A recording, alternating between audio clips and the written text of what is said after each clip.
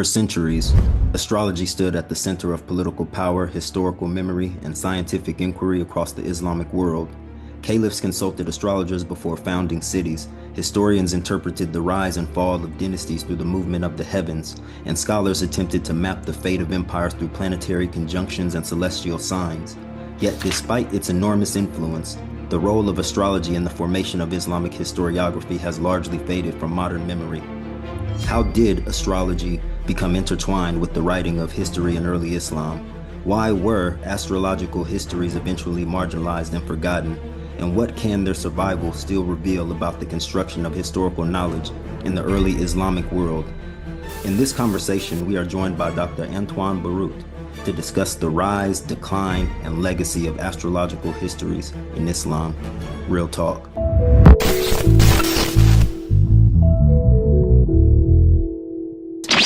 Thank you, Dr. Borrut, for joining us to discuss your recent publication. Not only was it a really interesting read, but it also shed light on a topic that I previously had very little knowledge of. And as you already know, astrology has an ancient precedent in the history of human civilization. Even today, in modern times, people seem to have a strange relationship with astrology, where it is kind of taken seriously on the one hand, but not taken too seriously on the other. But personally, I've always found it to be an interesting topic. And when I saw that a book was coming out about astrology in relation to early Islamic historiography, another subject of great interest to me, we definitely had to have you on for this conversation. So thank you for taking the time to speak with us. Thank you so much for having me. All right, and so we'll jump into our first question. The topic of origins is always an interesting one. So what were the origins of this project, and what initially sparked your interest in astrological histories as a genre? Yeah, thank you.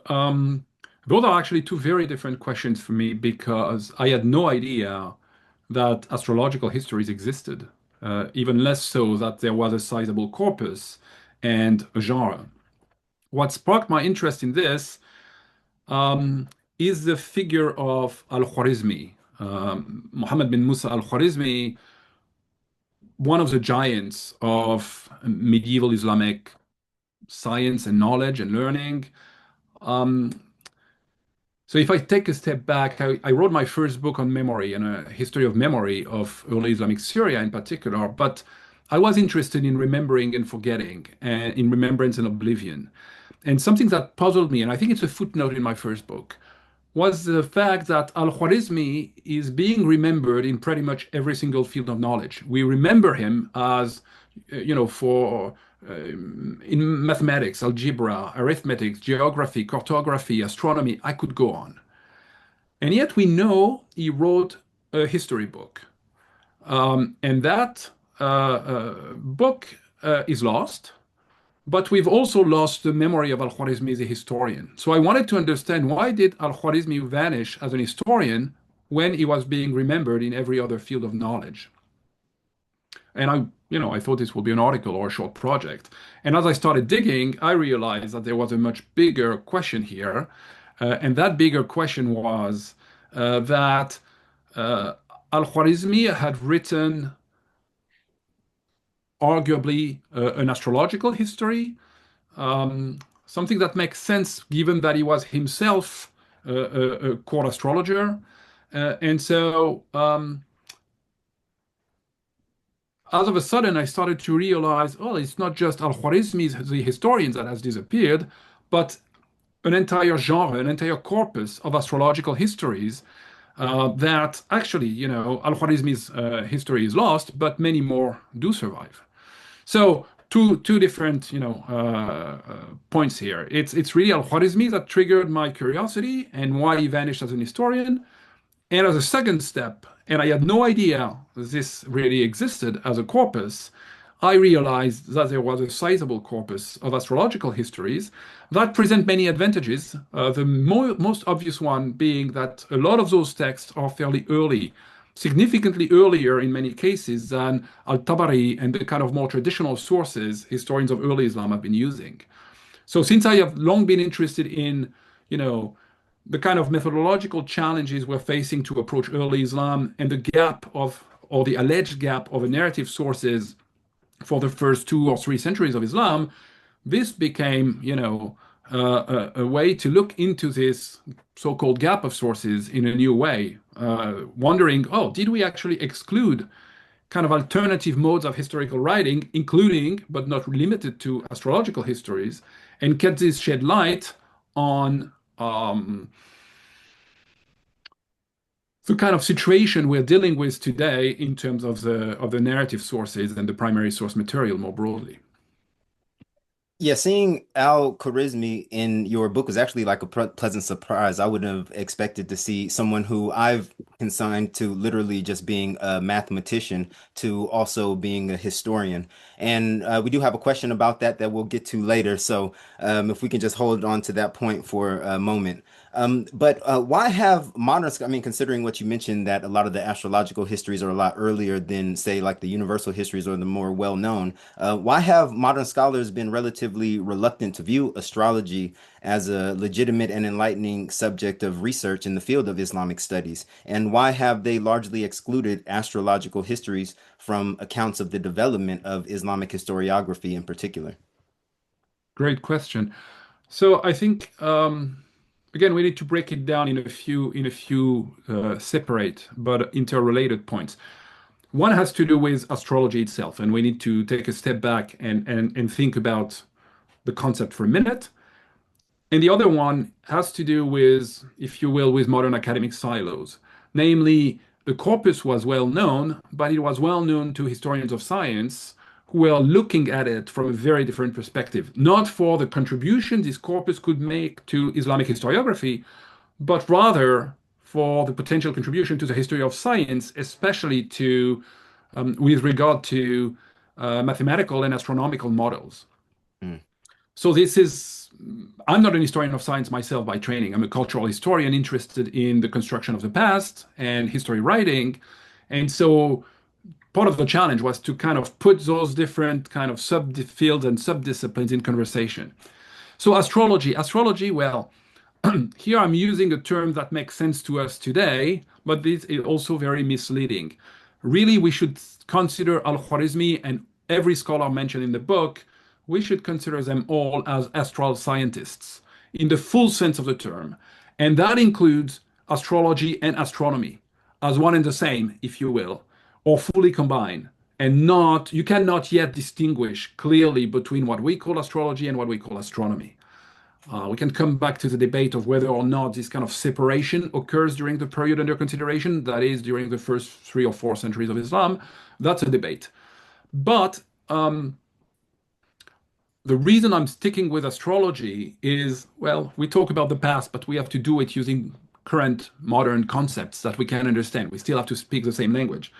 So astrology, to me, suggests that there is a strong emphasis on the predictive capabilities of the discipline. You're trying to predict something, and this future outlook is really important in the conversation, as we will see as the discussion moves forward.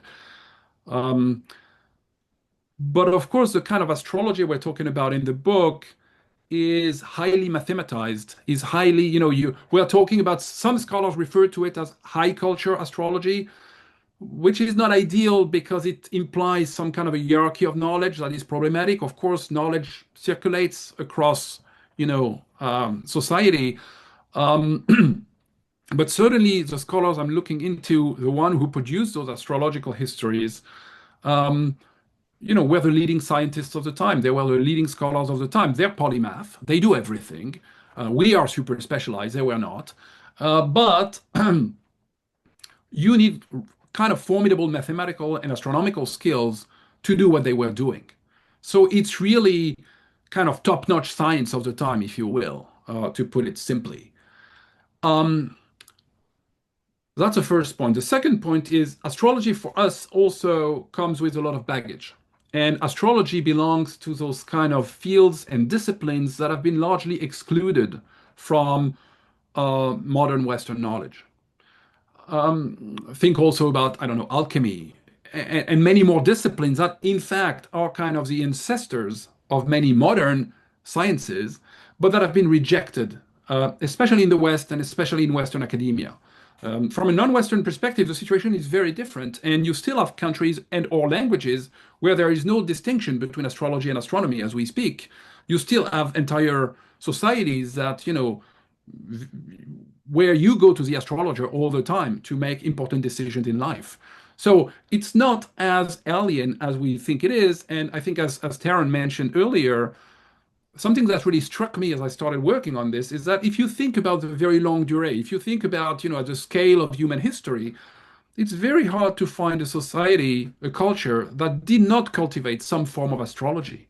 It's actually one of the most successful cultural systems in world history.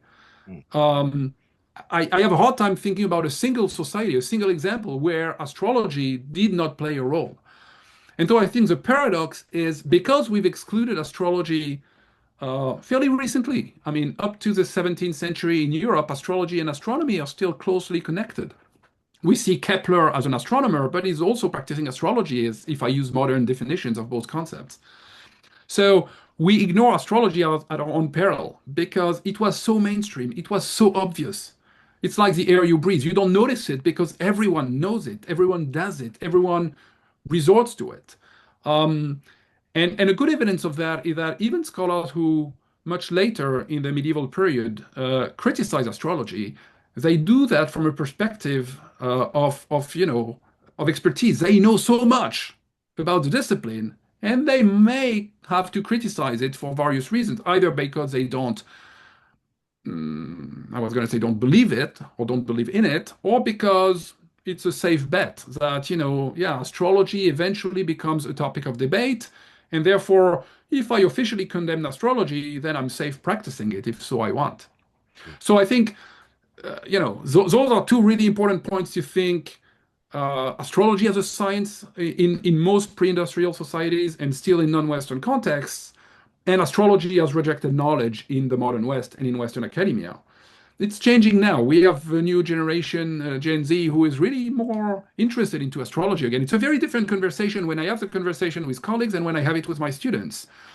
But with a caveat, the astrology Gen Z is interested in is very different from my guys would call astrology because they do this very mathematized version of astrology, not the kind of horoscope you read in the average newspaper. So extremely different, same terminology, but very different disciplines or very different practices of that discipline. Now, the corpus of astrological histories has been, most of it known for a while from the perspective of the history of science. And the leading scholars in the history of science, such as David Pingree, Ted Kennedy, and others, have studied some of those works but they've been only interested in the mathematical astronomy. That is, we're talking about pioneering scholarship in the 20th century, but scholarship that considered that astronomy was the only legitimate topic and that astrology should be rejected. They constantly tell you, well, the horoscope is great, the math are great, but the interpretation is fanciful. Their term, not mine.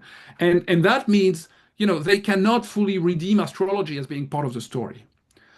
Now, add to this kind of academic silos, this has been a conversation among a small number of historians of science interested in astronomical models and theories. This did not really percolate into what people like myself, cultural historians and scholars of historiography have been doing. Some people noticed it. I mean, Dimitri Goodas or Chase Robinson in his Islamic historiography textbook, he has a footnote about it. So people knew, oh yeah, some people were doing horoscopes to write history, but it hasn't been studied as such.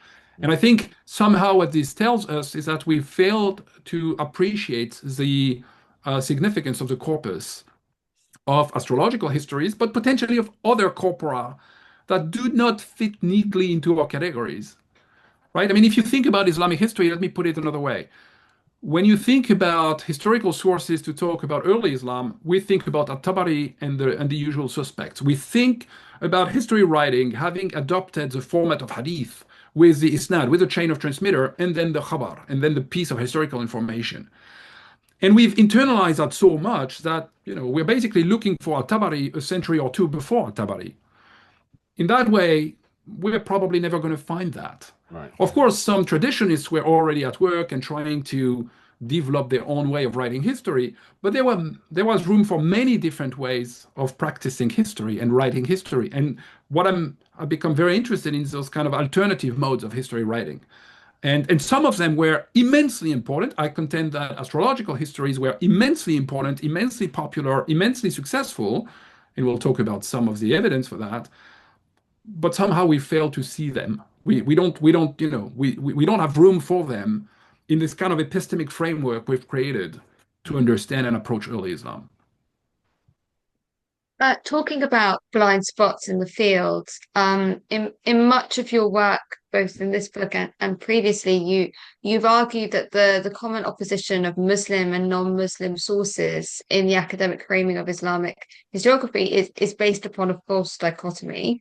Can you elaborate on why you believe this to be the case and what misconceptions this false dichotomy has perpetuated in the field and how you seek to avoid this logic of opposition in your own work, particularly, for example, on astrological histories?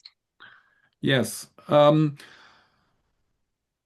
again, if you reflect on the history of the field, you have this kind of turning point of the late 70s with the so-called skeptics, where non-Muslim sources are treated in opposition to the Islamic tradition. And the rationale is, okay, the Islamic tradition is kind of late, back to this question of an imagined gap of narrative sources. And so because it's late, well, we have to be careful here or skeptical. By contrast, we have some early non-Muslim sources in a variety of languages, ranging from Syriac to Greek to Coptic to Armenian to Hebrew, if you add the Jewish sources, etc., etc. And we have positioned those corpora in opposition, saying, okay, Islamic sources in Arabic, and we've imagined that as being the internal corpus, but this one is late, and so we're suspicious. Non-Muslim sources in a variety of languages, including later on Christian Arabic, but not restricted to Arabic, they have the advantage of being early and therefore potentially more, I guess, trustworthy, what was the understanding back then, or more reliable. So I believe we've created this logic of opposition, and that has largely endured. It's a conversation we've been having in the field for a while, even when, a book as important as Robert Hoyland's book, Seeing Islam as Others Saw It, was meant to give you all the non-Muslim sources relevant for early Islam, but again, still very much in the logic of opposition. It's only this, at a later stage that he came to the conclusion that actually we should not oppose the sources for a variety of reasons. And those reasons include things like, well, one, the world of early Islam is immensely cosmopolitan. You're making empire. You have to integrate all those new people, all those new cultures, all those new traditions.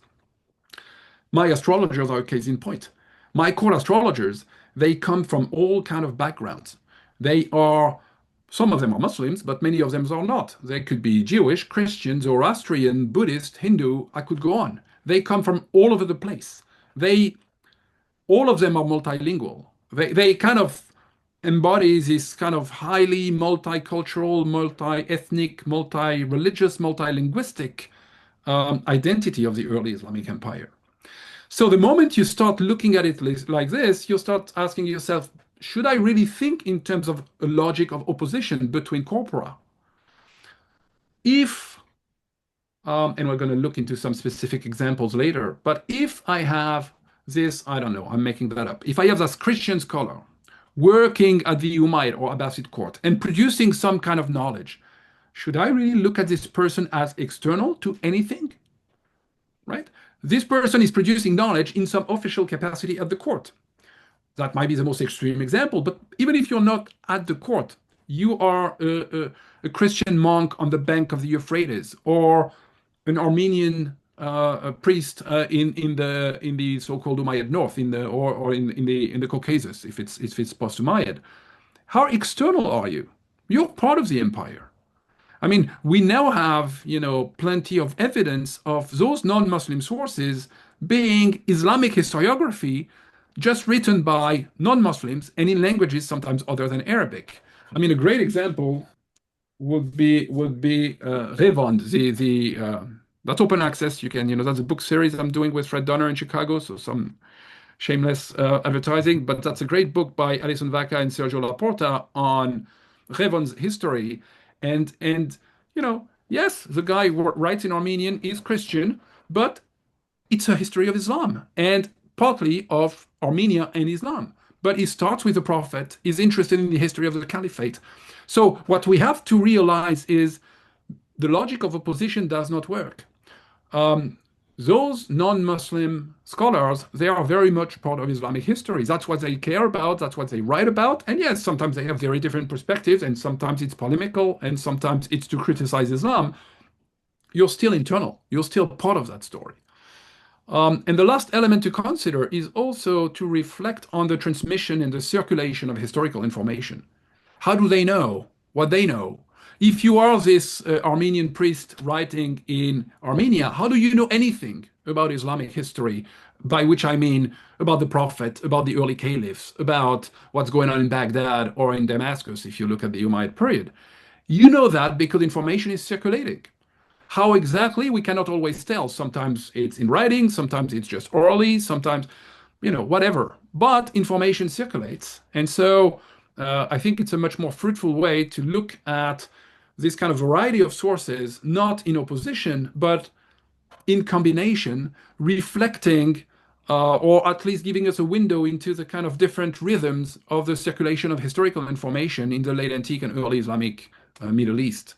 And that way, we can also tap into earlier layers of historiography that are lost if you limit yourself to the more traditional Muslim sources written in Arabic.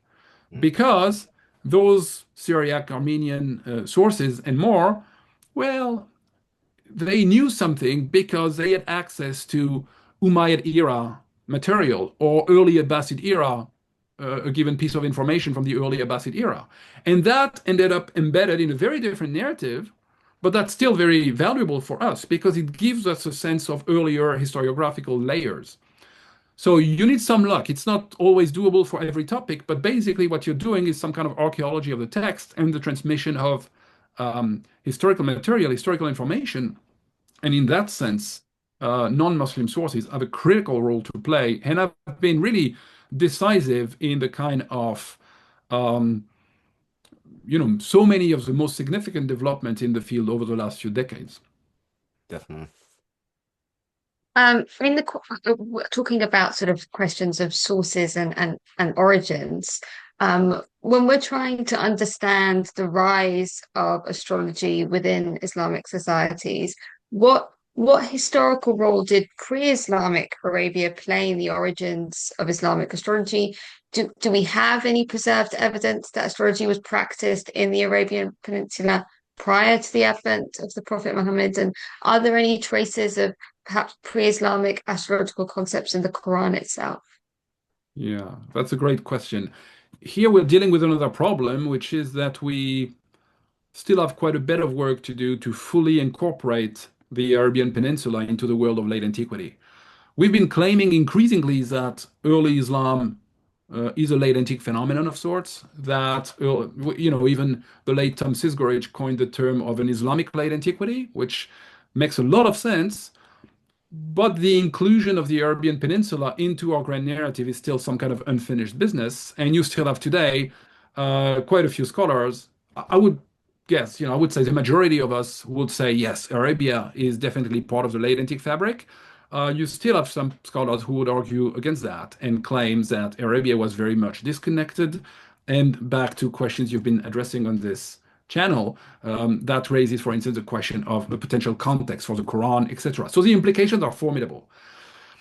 In the specific case of history of science, we are still mostly dealing with a grand narrative that excludes the Arabian Peninsula, assuming that the level of scientific knowledge in pre-Islamic Arabia was extremely limited.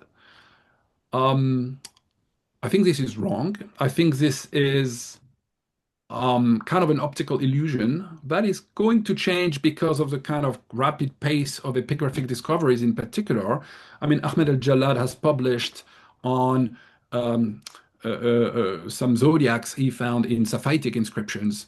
The problem, back to an earlier comment, right? Astrology was so ubiquitous, people didn't need to tell you about it. They were doing it all the time. So the short answer to your question is yes, there's no doubt that astrology was broadly practiced in pre-Islamic Arabia. The question is rather, can we find enough evidence to fully back that claim? And it's starting to show up in the epigraphical record. And I think then you need just to think about the connections of pre-Islamic Arabia at a broader scale. We have, for instance, some evidence of connections across the Indian Ocean with India. India is regarded in the Islamic tradition as the kind of, how should I put it, kind of home of astrology, right? Kind of the quintessential region where astrological knowledge has flourished. Now, I don't know that pre-Islamic Arabs, or Arabians, I should say, rather, had already this idea of this perception of India, but at least we know that there were connections. So if there were connections, yeah, you're trading goods, but ideas and people are moving around as well. So I think the more we are seriously integrating the Arabian Peninsula into the late antique framework, and not just thinking in terms of the Mediterranean, but more capaciously about, from the Mediterranean to Central Asia and India, then the more difficult it becomes to imagine that astrology would have been flourishing everywhere except in the Arabian Peninsula. And yet that's still the picture we have way too often. The only piece that comes to mind right now in terms of the history of science is a piece by George Saliba, who concluded that the level of scientific knowledge in the Arabian Peninsula on the eve of Islam was comparable to anywhere else. So I think, again, we will hopefully now find more evidence, especially through epigraphy, but there is no doubt that astrological knowledge, some level of astrological knowledge, and of course it must have changed from one place to the next, but it circulated across the Arabian Peninsula. I would just, add one example. Think about the kingdom of Himyar in pre-Islamic Arabia. Here we have to think about astrology as a great companion of power and empires, right? I mean, so many decisions you make as a leader were impacted by astrology. You don't start a war without a military astrologer telling you when and why. You don't build a city without astrology. I could go on. In other words, I don't know that we have evidence. That's a question for Christian Robin and his colleagues about astrology in Himyar. But I have a hard time imagining the Himyarite kingdom being the only kingdom of the time not resorting to astrology, because that was part of the best available science back then. So I think it's also part of the conversation. The more you realize that pre-Islamic Arabia had an imperial traditions of its own, Himyar, Aksum, etc., the more you have to say or to think that that's very likely that some court astrologers were involved also along the way. So how much we can say about high culture astrology versus more, I don't like those categories, but more popular astrology, very difficult to say. But I think if you think carefully, you start seeing that you probably need to factor in both. And so that's important, because that means, we're going to come back to that question, that means then we have a context. Then we have a familiarity with the discipline, with the practices. I should add, of course, the not just, I mentioned India, but also the connections with Iran and with the Sasanian world, very important in the Arabian Peninsula on the eve of Islam. And as we will see, a lot of the key distinctive astrological theories that early Islamic era astrologers are using are coming from Iran. So this connection with the Sasanian world is also of paramount importance here. So I think all the evidence in the current state of knowledge points toward, Arabia being perfectly well integrated, including in terms of the circulation of scientific knowledge. And one of the aims of your book is to attempt to fill in the black hole that the Umayyad dynasty continues to represent in the history of the development of Islamic science, and the astral sciences in particular. What methodological challenges did you face when trying to establish an intellectual and cultural continuity between the pre-Islamic and Abbasid periods via the existence of Umayyad era scientific endeavors? And what salient case studies from the first century of Islam were you able to unearth, which other academics have elated or dismissed as marginal? Yeah, great question. Thank you. So here we're back to the challenge of, um, I guess we can say, the grand narrative of that still dominates in the field of the history of science, and that is this idea that Baghdad is a starting point.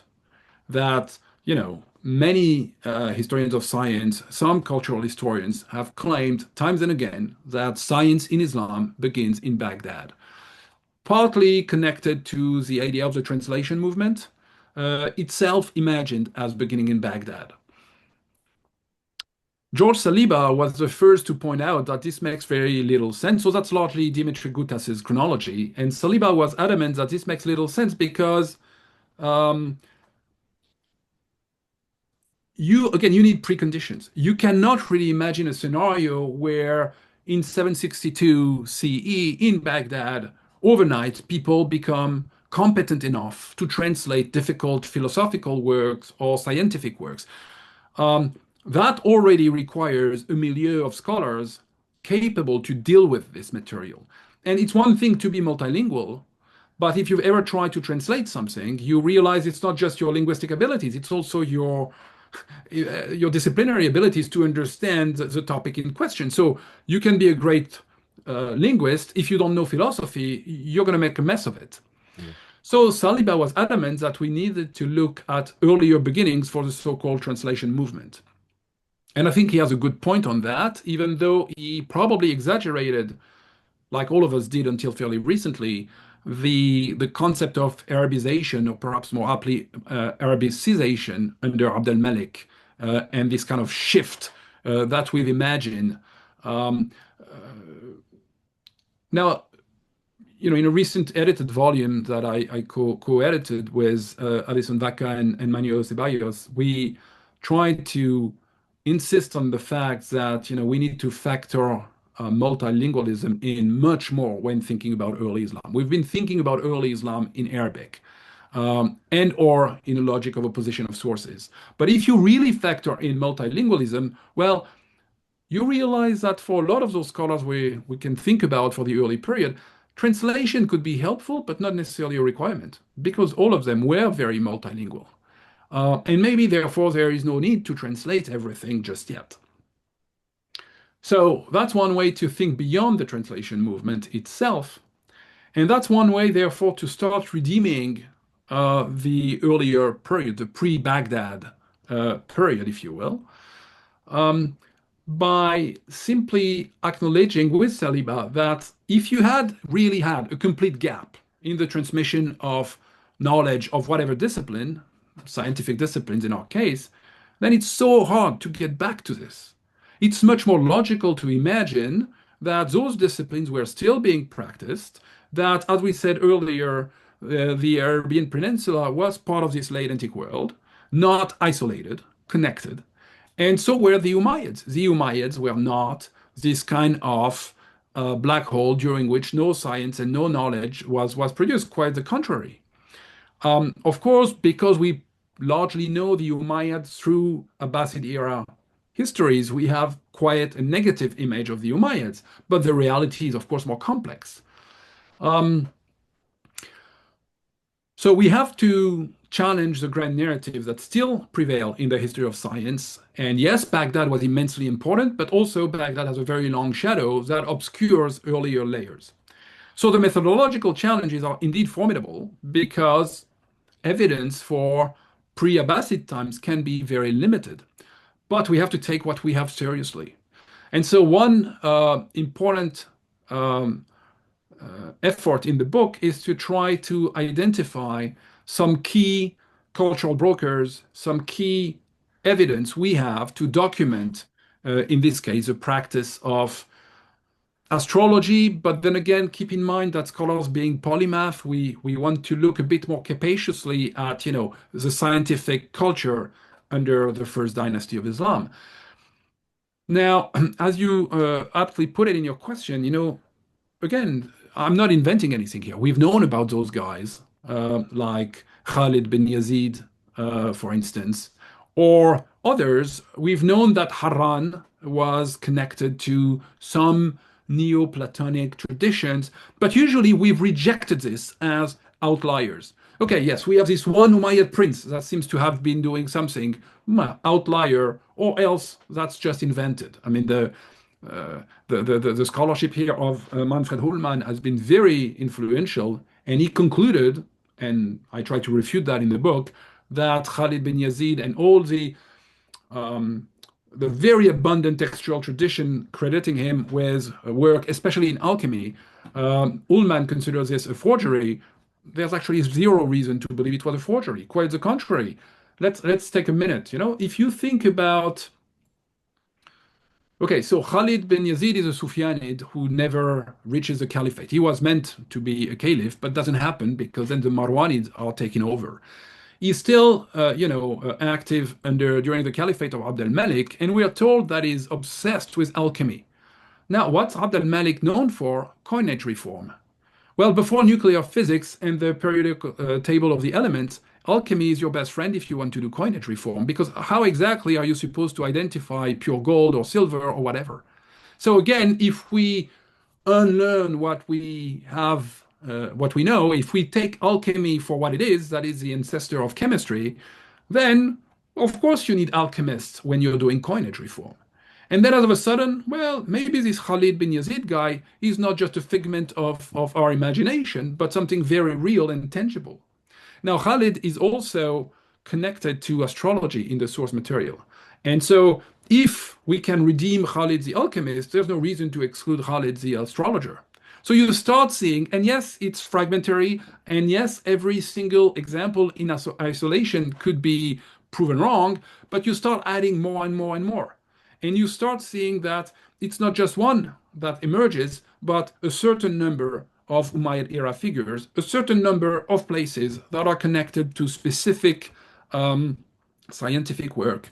And then you start looking into the rest of the evidence we have, from Umayyad art and architecture, for instance, to other such elements. And you start finding, that the evidence consistently points in the same direction, namely that astrology, but also other scientific fields were being practiced and cultivated already before the Abbasids entered the scene. So I think it's kind of a balancing act to kind of seriously think about how we should reevaluate Humayyad intellectual and cultural history. It's paradoxical because that's something that was pointed out a very long time ago, almost a century ago, by Ruth Mackinson in a series of articles. And she was adamant that we were about to completely change our perception of Umayyad culture and scientific knowledge, and therefore bridge the gap between the Sasanians and Baghdad, as she put it. And somehow we have not done that yet. So that's, one of the contributions of the book is to try to reassess what we can say about intellectual and scientific life under the Umayyads, especially with regard to astrology. And then the next question is whether we have evidence for astrological histories in Umayyad times, but I think we can come back to this later in the conversation. I mean, your entry on Khalid bin Yazid for myself was a very pleasant contribution to come across, mainly because I read in Franz Rosenthal's book on the Greek heritage in early Islam. He does have a bit in the introduction about Khalid bin Yazid that when we were preparing for our podcast with Peter Adamson on the translation movement. Yeah, I thought I'd investigate that work to see what I could find. And when I came across that, I was like, okay, there might have been preconditions for the translation movement that existed in the previous dynasty before the Abbasids. But then when you read further, it does seem to be like they kind of downplay it as a one-off, and they don't really dig too much into it after that. So yeah, your work, how you really go into that and unpack it for myself was very interesting and shed more light on a topic that I felt was didn't get its proper due in terms of research, at least from what I was reading. And you mentioned this a bit, which is art and architecture in relation to the Umayyads. So, what is the importance of art and architecture as a window into the significant cultural and political role astrology played under the dynasty? And you mentioned, do you have any examples that may have survived to provide an indication as to the origins of Umayyad astrological knowledge? Yeah, yeah, absolutely. Um, Again, given the um, limitation of the sources, of the narrative sources, Umayyad art and, and archaeology and architecture has been essential in the last few decades to, write new history about the Umayyads. So we know we don't have to demonstrate the significance of Umayyad art and archaeology and architecture to say something about the first dynasty of Islam. With one caveat, again, the material we have, what survives, is still fragmentary. And so the question is again, when you find something relevant, are you going to treat this as an outlier, or are you going to try to think about, does this reveal something much broader that could apply to the first dynasty of Islam? The most obvious example that comes to mind is actually the book cover. You have it on the book cover. Is that the zodiac in of Qusay Amra, modern day Jordan, this Umayyad bathhouse, and one of the domes you have an entire zodiac that still exists, and that alone testifies to the significance of astrology in Umayyad times.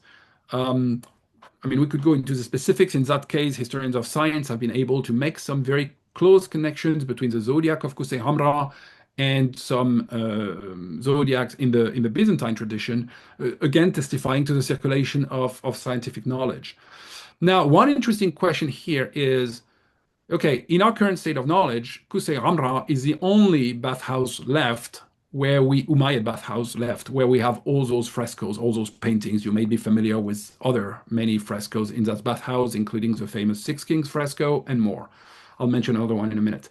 But we also know that every Umayyad site, we often in Syria, in the Bilad al-Sham, in the Syrian space, we often call them desert palaces, which is a bit misnomer, kind of Umayyad aristocratic settlements. Most of them had bathhouses, and we still have the structure, but we no longer have the elevations, we no longer have the walls, and therefore, but on the fragments of old, we can tell those were painted as well. So should we imagine, for instance, that it's not just at Qusay Hamra that we had a zodiac, but in many, many more Umayyad bathhouses, for instance? That's very possible. Of course, it's impossible to fully prove, but it's not unlikely at all. In the same place at Qusay Hamra, you have a famous representation of the patron. We now are certain that it's the future Caliph Al-Walid II, and he's under a canopy. And it's hard to miss the symbolic idea of the cosmic canopy, which is everywhere in the source material. So again, you might want to start rethinking. You're looking at it, and your first instinct has nothing to do with astrology. But as I said earlier, because astrology was so ubiquitous, you have to imagine that references to astrology must be much more common than we think. And so a canopy could well be a celestial canopy. I have a discussion of that in the book because we can interestingly connect it with Umayyad poetry that speaks of such celestial canopy. So is that what is being represented on the fresco, on one of the fresco at Qusay Hamra? I will let art historians judge of the case I'm making. But I think time and again you start realizing that an astrological interpretation could be added. A very good example in that sense has been given by Claire Anderson for Umayyad Spain on a very famous object, the Pyxis, this ivory box of Al-Mughira, where scholars, art historians have debated for a long time the iconography on it, and eventually she realized, oh, there's also an astrological dimension that has been missed. And so you start realizing that whether you're talking about the material culture, whether you're talking about monuments, etc., or and Umayyad poetry, then yeah, you start connecting the dots and you start seeing that, references to astrology are actually fairly common.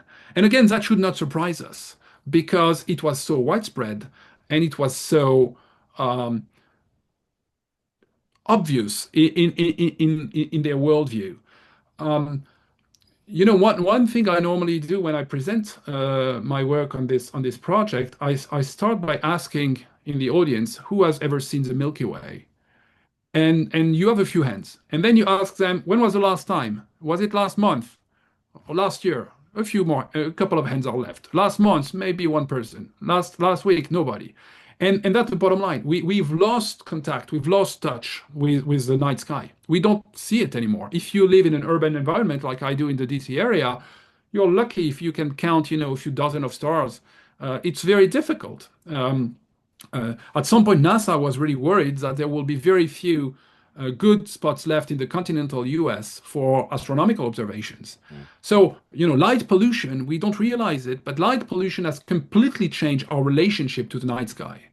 And so if you were to see the night sky every night, literally every night when the skies are clear, of course it will make much more of an impression. Of course you will factor it in more in your daily life, in your thinking, in your worldview. So I think that's also the effort we have to do to imagine that it is our experience, our modern, postmodern, whatever we are experience, that is immensely different from the experience of human history. And so the night sky was so much more obvious that, of course, it's part of the worldview. Of course, it's part of the artistic representations, and so on and so forth. I suggest in the book that we might have just enough evidence. We're on thin ice. So it's hypothetical, but we might even have some evidence of Umayyad court rituals involving astrological symbolisms. So again, maybe once you've programmed yourself to see astrology, you end up seeing it everywhere. But the flip side is we have not been trained to see it, and so we largely fail to recognize that it was ubiquitous and widespread.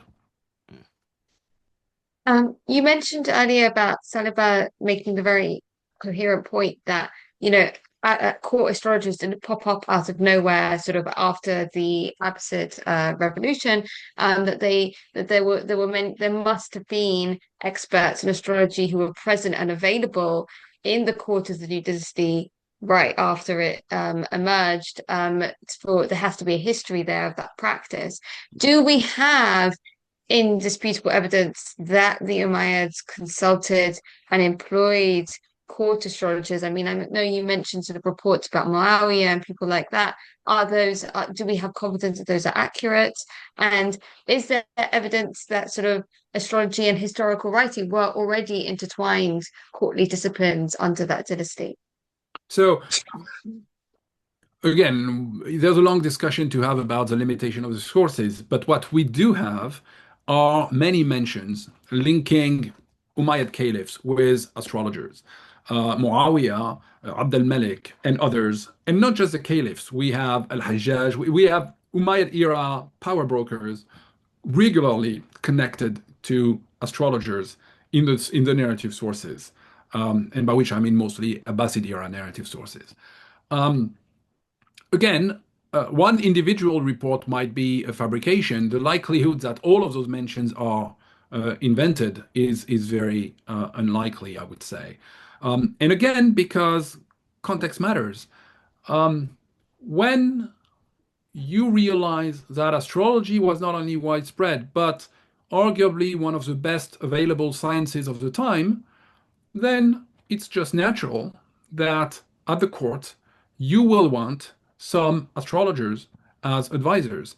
I guess one way to think about this is to think about an expert culture. Astrologers were some of the best available experts of the time.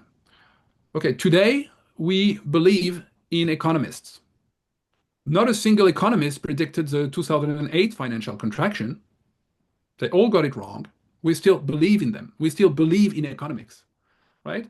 And that's because we're still in the logic of an expert culture. And anthropologists have taught us, it doesn't matter whether experts are always right. They can be wrong and you can still believe them. Right? What I usually get pushback, people are like, were people seriously believing in astrology? Yes. Yes. It's because you have to change completely your own modern logic and our own relationship and understanding of astrology. But if you take it seriously as one of the best available science, I insist on the term, even though there will be a long conversation about the applicability of science in ancient and medieval contexts, but I leave that for another occasion. But if you take astrology seriously as a science, then of course it's your best, one of your best option in terms of decision making, which is what you care about if you're a power broker. So we have mentions of military astrologers on the battlefield on many occasions, and there are, a variety of Umayyad Caliphs, including up to the last one, the last Umayyad Caliph of Syria, Marwan II. Because again, that's the best, kind of advice you can get. It's like today, going to war without consulting satellite images. Nobody would do that. That would be foolish. So that's the same thing. You don't go to war without your court astrologer deciding the when, the why, the place, and the making sure it's an auspicious time. You also asked about the links between astrology and history writing in the Umayyad period. So that's something that really, bothered me for a long time as I was working on this project. I think we can clearly demonstrate that astrology was well known and practiced and cultivated in Umayyad times. The connection with history writing, and maybe I will need to take a minute here to clarify that, this is not obvious. When we think about astrology, we normally do not think about history. The connection between astrology and history writing is not something we naturally think about. So what I mean by astrological history, maybe we should have said that earlier in the conversation, is basically my guys, my astrologers, they cast horoscopes to explain the past, the present, and the future. And they care a lot about the future. We'll come back to this. That's admittedly the most important aspect of their job. That also makes sense because that's what they do all the time. One example I did not mention, we have evidence already under the Sasanians, for instance, and certainly in early Islamic times, of astrologers constantly casting horoscopes at the request of caliphs, princes, and the like. When a child is potentially conceived in the caliphal bedroom, you leave the astrolabe or you cast the horoscope because you might have the future caliph. And so you need to have and record those conditions. So in other words, it's a constant practice, right? And we have less evidence of how it is being practiced outside the court. But, again, Saliba was able, mostly for the Abbasid period, but to demonstrate that it was also very common in the streets. What is still missing is a more kind of clear connection between astrology and history. And here, I think, again, what helps us understand the logic is to see astrology as a science. Astrology gives you a scientific method to date episodes, historical events in the past, present, future, and to interpret them. I'll elaborate on that later, I guess. But under the Umayyads, well, again, we have early Abbasid era astrological histories. That's a well-established fact. It's hard to imagine that it appears out of the blue as something completely new with no background, no backdrop, no context. Pre-Umayyad, we have very solid evidence that in Sasanian Iran, astrological histories were also a thing and practiced at the court. This corpus is lost, so we're on thin ice, but all historians of science agree that the main astrological theories, or some of the most original astrological theories in Islamic era astrological histories, come from Sasanian Iran. Some of the astronomical tables, astronomical handbooks, we're going to talk about that later, come from Sasanian Iran. And there are good reasons to assume that astrological histories were a big thing in Sasanian Iran. So here we are, potentially, very likely, Sasanian Iran and early Abbasid. That's almost enough to imagine that, something must have been ongoing in Umayyad times, partly because we imagine that the Umayyads are kind of, look more like, Ghassanids and Byzantines and the Abbasids look more like Persians, we've imagined that, the Umayyads are not looking towards Iran and the Sasanian legacy, but they do. And we have plenty of evidence of that. So logically, we have to assume some kind of, the Umayyads bridging the gap between Sasanian and Abbasid practices. And then we do have some more evidence, even though it's a bit tentative. We have anonymous series of horoscopes, of historical horoscopes that survive, that were arguably calculated in Umayyad times. It's difficult to be entirely sure because those astronomical those horoscopes are fragmentary, they are anonymous, as I said, and they are now preserved in tables that simply give you the coordinates of the various elements that are on the horoscope and some very limited interpretative data.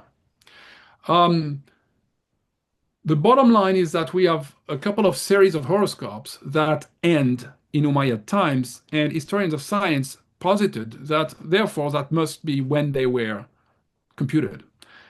It's not entirely 100% certain, but again, we have a context. We have some potential evidence of series of horoscopes that are limited to the Umayyad period. So then your guess is as good as mine. I mean, it's just as difficult to explain why such series would have been done in Abbasid times, not continuing post-Umayyad. So again, an individual example might be problematic, but I think we start having just about enough to assume some level of continuity. And again, part of the challenge is to think about the Umayyad world as a very cosmopolitan world. We have the tendency to say or to imagine the Umayyad world as much more parochial than it was. We have a tendency to imagine that cosmopolitanism begins in Baghdad. Again, that's the Abbasid Baghdad is a cosmopolitan, quintessential cosmopolitan city. And of course it was cosmopolitan and immensely so. But this is not to say that the Umayyad period wasn't. And so we should imagine, for instance, some of those Sasanian era scholars enduring in Umayyad times and early Islamic times more broadly. So I think that's where we can probably not necessarily always prove, but see some of those or imagine some of those continuities. You already mentioned the idea that sort of Baghdad plays quite an outsized primordial role in the discussions around Islamic astrology, its chronological origins, and the cause of its social rise. How significant a role does the foundation of Baghdad by the Abbasid Caliph al-Mansur play in the actual historical development of astrology as a discipline? And how basically accurate is this Baghdad-centric narrative? Yeah, that's a great question. I think Baghdad, as I said, has a very long shadow. I mean, the interesting element to note is we still have the horoscope of the foundation of Baghdad. So there is a very obvious connection here between astrology and Baghdad itself. We have a couple of versions of the horoscopes that survive, preserved by later scholars. We don't have the original, but it's a useful reminder again of the centrality of astrology. That's the first thing you do when you want to create a new city. You cast horoscopes until you find a suitable time to start the construction.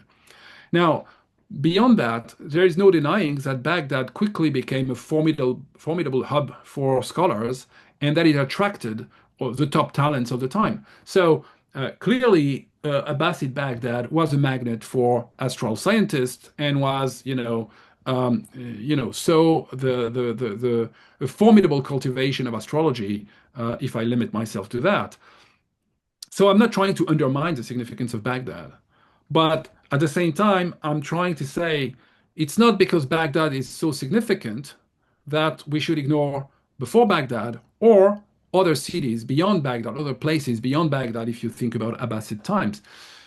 One study by, I think, Johannes Thoman, I forgot the numbers now, it's in the book, we'll have to double check, suggests that, about I forgot if it's 60 or 40. So 60% or 40%. I'll get it wrong. But let's say 40% of astral scientists that are documented in the sources for the early Abbasid period, about half of them, let's say, have some known connection to Baghdad. And that's considerable. And it showed that Baghdad was indeed this formidable magnet.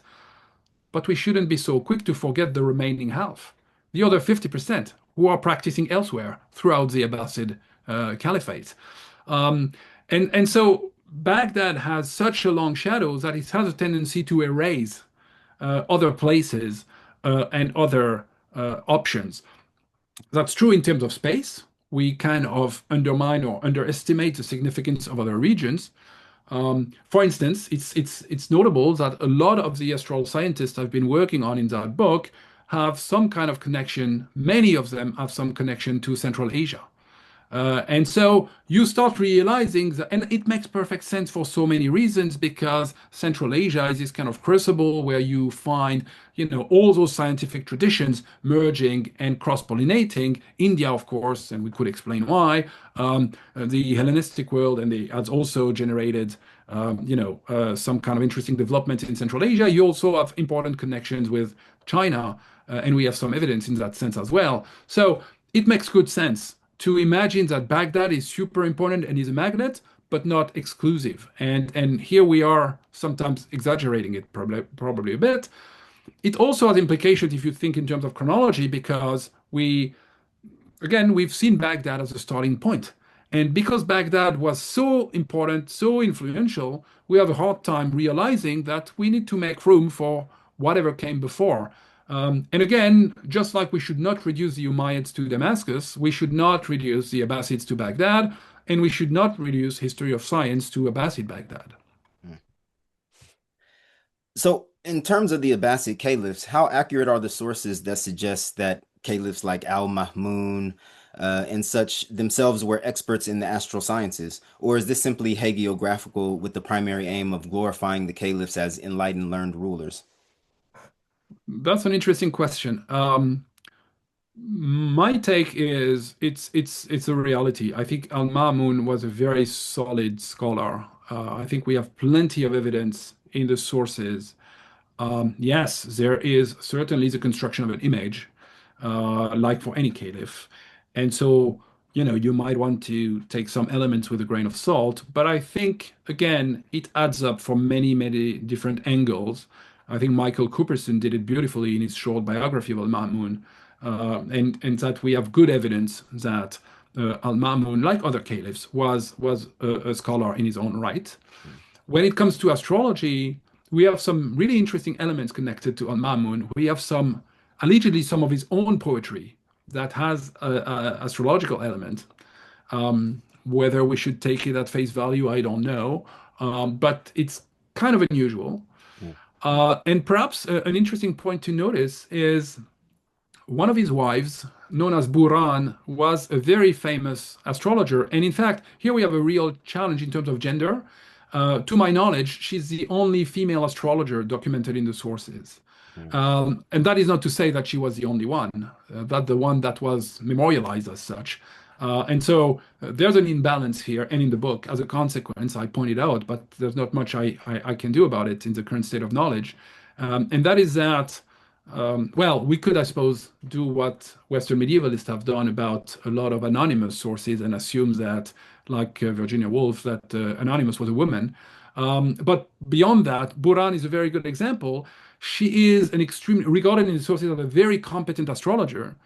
And she's al-Ma'mun's wife. So we also have this context again that it's not just court astrologers around him, but really the inner circle, in the family circles that he has astrology. So I think it makes for enough of a context to believe that he himself was well versed in the discipline. An enigmatic figure that you attempt to really fully bring out of the shadows of history is Theophilus of Edessa, a Christian scholar who served as a court astrologer in the early Abbasid period. And he has been the subject of previous scholarship, but you argue that no one has been able to fully reconcile his two vocations as an astrologer and as a historian. How were you able to accomplish this reconciliation in your book when others have failed? And why is it so crucial to our grasp of the intellectual landscape of early Islam to make this reconciliation? Right. Yes, you're correct. Theophilus of Edessa has generated almost an industry of its own, right? He has generated quite a bit of scholarship, especially related to the earlier discussion about Muslim versus non-Muslim sources. Um, so that will be a long discussion that we can probably avoid here. Suffice it to say, okay, most of his um, I'm trying to be mindful of the terminology. The kind of traditional historical work ascribed to Theophilus of Edessa is lost. And he has been regarded as the common source or the Syriac common source in some cases. I mean, the terminology changes a bit, but as the common source to a broad range of non-Muslim Christian sources. Robert Hoyland has produced quite a bit of scholarship in that regard, including probably here, including even an attempt at reconstructing what we can find from ascribed to Theophilus of Edessa in the sources. That has generated a discussion of its own. In that book I was just showing, actually, I think Hoyland says something to the effect that clearly astrology was the passion of Theophilus of Edessa, but let's focus on his historical work. And I think that's where we impose categories that don't make sense. We create academic silos. Theophilus of Edessa, we know he served as court astrologer to the Abbasid Caliph al-Mahdi. So it's not his passion, it's actually his job and his main activity. Now, quite a bit of Theophilus scholarship survives in Greek on astrological matters. So that's interesting. We think he wrote, because of a comment made by Baribroyo, we think he wrote a history in Syriac, but we also have stuff from him in Greek, and he was probably arguably fluent in Arabic and maybe in Middle Persian. So that's a good example of a Christian, so non-Muslim, working at the court in some official capacity and operating in multiple languages.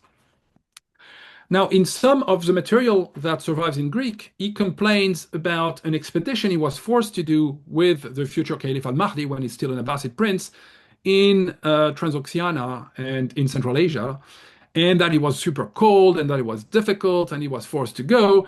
And I'll spare you the details, but there is good reason to assume that he went in his capacity as military astrologer. He was a military astrologer advising that specific expedition led by, back then, the Abbasid prince.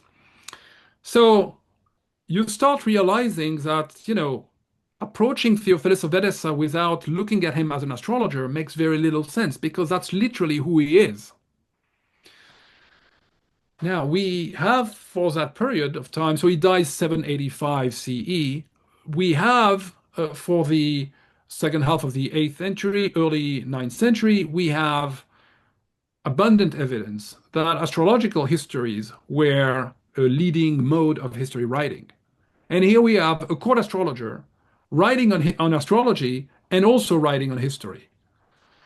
I'm not saying that he wrote exactly an astrological history, if nothing else, because all the examples I can think of, but one, all the examples I can think of are in Arabic. And so there's no indication that he did it in Arabic, therefore, we have to think that the genre might have been somewhat different. But even in the many mentions preserved collated by Hoyland, you have mentions of celestial omens, of eclipses, of comets, of conjunctions all the time.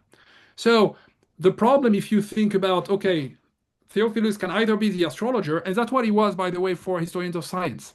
The one I was mentioning earlier, like David Pingree, Ted Kennedy, they wrote a bit about him, especially Pingree, but they're only interested in Theophilus of Edessa transmitting Greek astrological and astronomical knowledge. So for the historians of science, it's just the astrologer hat that matters. For historians of early Islam, it was just his history writing, possibly in Syriac, that mattered. And so we've created kind of parallel discourses, but never trying to combine the two elements. The only scholar who tried to do that to some extent in her book on Syriac historiography is Muriel Debier. But beyond her, nobody really tried to reconcile the two hats of Theophilus. So I think when you do it, a different picture emerges. It tells you that here you have a quintessential example of an astrologer also being able to produce um, an authoritative historical discourse. And that's because I call them astrologer historians in the book, right? That's because astrological histories were so important, that because astrologers were key brokers in the construction of historical knowledge, that it was a logical thing to do. And again, it comes to a surprise to us because we don't realize necessarily that astrologers were the real kind of timekeepers. They were the experts at converting between the different calendars. They were the expert at keeping track of time, of seasons, of planetary cycles, astronomical cycles, etc. So again, it makes good sense to start seeing some connection. We'll see some obvious examples down the road in the conversation, some clear connection between astrology, chronology, and history. And so by reconciling the two persona of Theophilus, I think you're getting an interesting image of, the kind of scholars we're talking about. And the kind of artificial divisions we have created because of our modern academic silos. And to what extent did court patronage shape the content of astrological histories? Did astrologers commonly provide specific astrological interpretations of past events and future events, prognostications that were designed to please or flatter their patrons? And how did caliphs utilize astrological histories as tools of empire to bolster their political legitimacy? What I found interesting about this question is that in your book, you find that a number of predictions kind of didn't go exactly as planned. I wonder if that was because of those predictions were made in favor, or not in favor, but because of for the patron, and Right. the astrologer didn't want to offend the patron of some sort, so maybe he came up with the prediction that. So yeah, not to move too sideways from my question, but I found this question fairly interesting in when you think about all the failed predictions that have happened in the history of this topic. Yes. Um, so two things. I think patronage is absolutely central to astrology, not necessarily just to astrological histories, right? I mean, look, today we're having this conversation because I'm a professional historian paid by an institution. I'm paid by a university. There's no such institutional setting for early Islamic era scholars, Mm. right? You don't have an institution paying you. You have a patron paying you. And so that implies a different kind of logic, name, and a different kind of competition. Yes, we do compete today on the academic job market, etc. Um, but the competition can be a bit different when you're competing for a patron, when options are maybe not necessarily completely limited, but restricted to a certain kind of social and cultural brokers who can afford to patronize. So patronage is an extremely important part of that story, no doubt. How patronage shapes your work is a really interesting question. I think we have to imagine that the job of the astrologer, and especially of the court astrologer, is a pretty dangerous game. It's a pretty dangerous game because what if what I see is not pleasing or appealing to my patron? I will constantly, be at risk of something.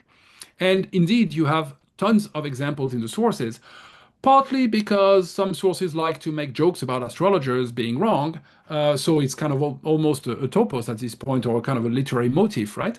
But that's a real question here.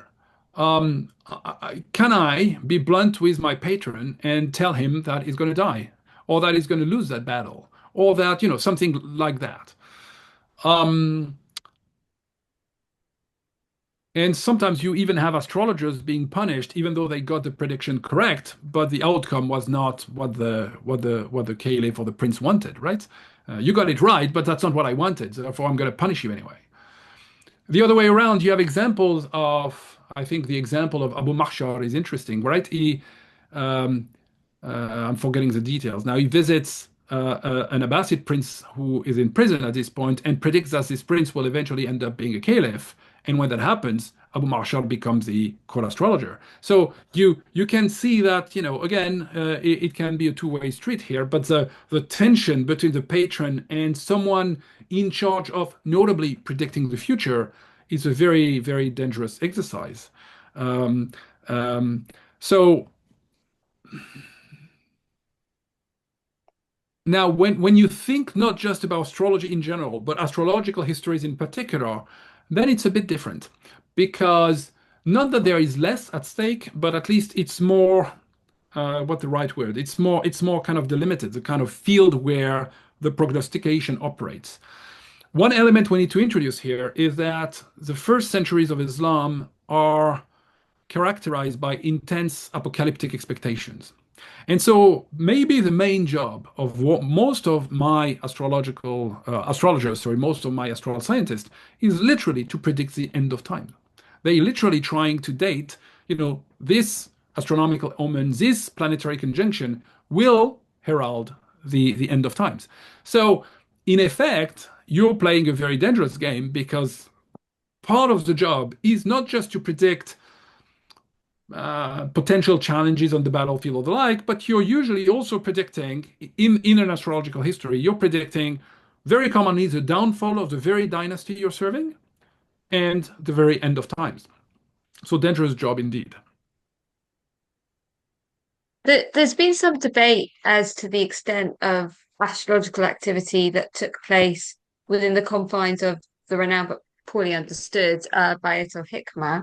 Some scholars like Marie-Geneviève Volty-Gosdon and Dimitri Gudas have rejected the hypothesis, and others like Yusuf Esh, Horia Turati, and Damien Jonas have argued to varying degrees that astrology and astronomy were actually the main scientific disciplines connected to this institution, and the astrological works were also stored there, possibly including contemporary astrological histories. Where do you land in relation to this debate? I'm not sure I want to decide. I don't think we have the evidence to decide once and for all. I mean, as you just said, you have some maximalist interpretations. Damian Llanos is the example, the case in point that I'm discussing in the book, where he really sees the Bayt al-Hikma as kind of an institution supporting the production of astral sciences and astrological knowledge in particular. We have some evidence in that sense. For instance, we started the conversation talking about al-Khwarizmi. Al-Khwarizmi, we know, has a connection to the Bayt al-Hikma. Is that enough to say that it's an institution dedicated to astrology? Probably not, but it's an interesting indication nevertheless. The flip side, should we imagine that no astrology whatsoever should be connected to Bayt al-Hikma is even more dubious, I think. But then again, I think you nailed it, right? We have an imbalance here. We have a very famous institution, Bayt al-Hikma, and we are not exactly sure of what it was and what function it fulfilled. I would say this is a more kind of safer ground is astrology and astrological or the astral sciences were cultivated to the highest degree at the Abbasid court. Back to patronage, a lot of money was invested into it, not just supporting individual scholars, but also including scholarly circles, circles of astrologers. That included things like traveling in search of manuscripts, trying to identify books they needed. So you have an entire ecosystem here, and whether or not it has a connection to the Bayt al-Hikma is impossible to decide for sure. It's I think Janos was able to provide a lot of evidence. It's still a maximalist approach that a lot of scholars disagree with. So I think a safer option is the evidence for a very strong courtly support for the astral sciences in Abbasid times. That's a given. And then exactly how this was being done, if there was an institutional support of sorts beyond patronage, that's a question mark. And this probably should have been a question that we asked early on, but how does one or did one become an astrologer in early Islamic society? Did a process of professionalization develop criteria for what constitutes a true astrologer? And what skills and subjects did one have to master? Great questions. Different ways to think about that set of questions. One, I think the first thing that comes to mind is apprenticeship. You become an astrologer through a process of apprenticeship. And that usually tends to mean you have entire families of astrologers. You keep it in the family. I'm the court astrologer. I'm going to train my sons and maybe daughters as well. Again, we have an imbalance in the sources here to do the same job. If I'm court astrologer, that's a very coveted job. That's well compensated. That's you have an enormous amount of power. I want to pass it on. And we do have some of that evidence. For instance, the Naubacht family, you have generations of them who are court astrologers. Um,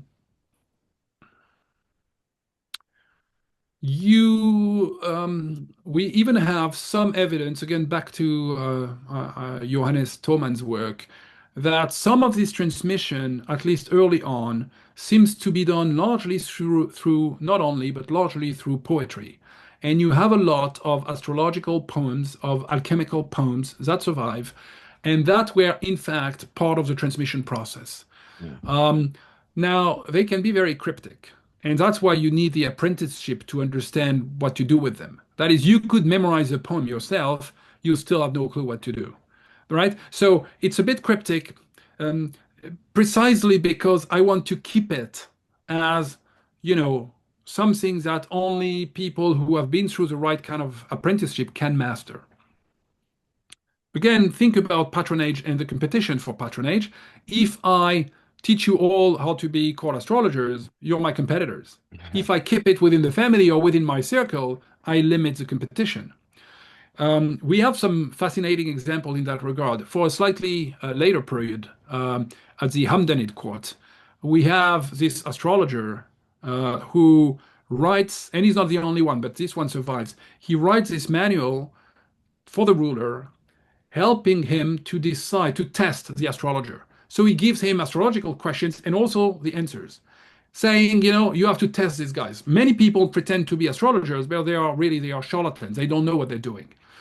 And he says, but pay attention, you cannot show the book because the book also has the answers. Right? So you start seeing, of course, that, hey, I want to be protective of my field. I want to detect charlatans and make sure that only the right kind of astrologers are landing those jobs at the court. Again, I think it makes sense in the context of competition between cultural brokers. Just like today, to get your academic job, you need to demonstrate your ability to write academic prose. You need to know how to do a footnote. You have special skills that are required, part of the package, and that's how you identify a fellow academic to some extent. You have or you don't have those skills. You master them or you don't. And I think you could compare, if you think about medieval Islam, you could compare to hadith scholars, right? If you cannot master a ridiculous number of isnads, if you cannot know, endless chains of transmission, well, you're not one of us. You're not a real hadith scholar. So that's how you detect, the true scholar, the true hadith scholar from the mediocre or the one who is a pure charlatan. So astrologers are doing the same thing. It has to be, they keep it somewhat cryptic. So only the truly initiated will be able to use the material. In fact, that applies to astrological histories themselves. In most cases, they give you the horoscopes, but they don't do the math. You have to do it yourself. They don't give you the date of the horoscope. They give you the position of the stars and planets, mostly planets, in that horoscope, and then you have to figure it out. And that's actually really complicated to do because you have to determine what kind of astronomical table was being used, and then you have to do the math, and some of it is really complicated, really complex. So, in other words, you have to imagine a model where the kind of competition between scholars and cultural brokers is exacerbated by the challenge of patronage, by the need for patronage. And so you are very you want to protect that knowledge, right? So that's where the apprenticeship system is literally the best option. I'm sure you can think of a few exceptions to the rule. We are told again of Abu Ma'shar in the 9th century, in the 3rd century, 9th century, that he was a scholar of hadith, not at all versed into astrology, and that it's only fairly late in time in life, around his 50s, that because he met al-Kindi, that he got into astrology, and some sources then are starting to be critical of that, saying that he studied astrology until he became what the term, a mulhid, so an apostate, basically, right? So so you still have some room for some cases of scholars becoming astrologers differently later in life, probably a few examples. But I would guess the main system by a landslide was an apprenticeship model in the family, or if not directly, if you're not directly a family member, you could be a maula, you could be connected to that family and identified as someone with a potential. But the apprenticeship model is key here. In terms of trying to understand the practice of astrology during this period, you discuss the significance of planetary conjunctions, most notably of Saturn and Jupiter, to the theoretical models governing early Islamic astrology. How was this conjunctional model introduced into Islamic societies? Why was it particularly suited to political and historical astrology? And what are some examples of significant events in Islamic history that were interpreted through the lens of planetary conjunctions? Yes. So that is the model of the Saturn-Jupiter conjunction is arguably the most distinctive feature of Islamic era astrological histories. Now, historians of science have shown with a good degree of certainty, again, the challenge is the Sasanian material is largely lost, but there is some good evidence that this model of Saturn-Jupiter conjunctions dates back to Sasanian Iran. If that's indeed the case, that's quite remarkable because it's not documented in Greek or in Indian astrology. So that would have been introduced in Sasanian Iran, already combining Greek and Indian astrological knowledge and adding some other elements to it.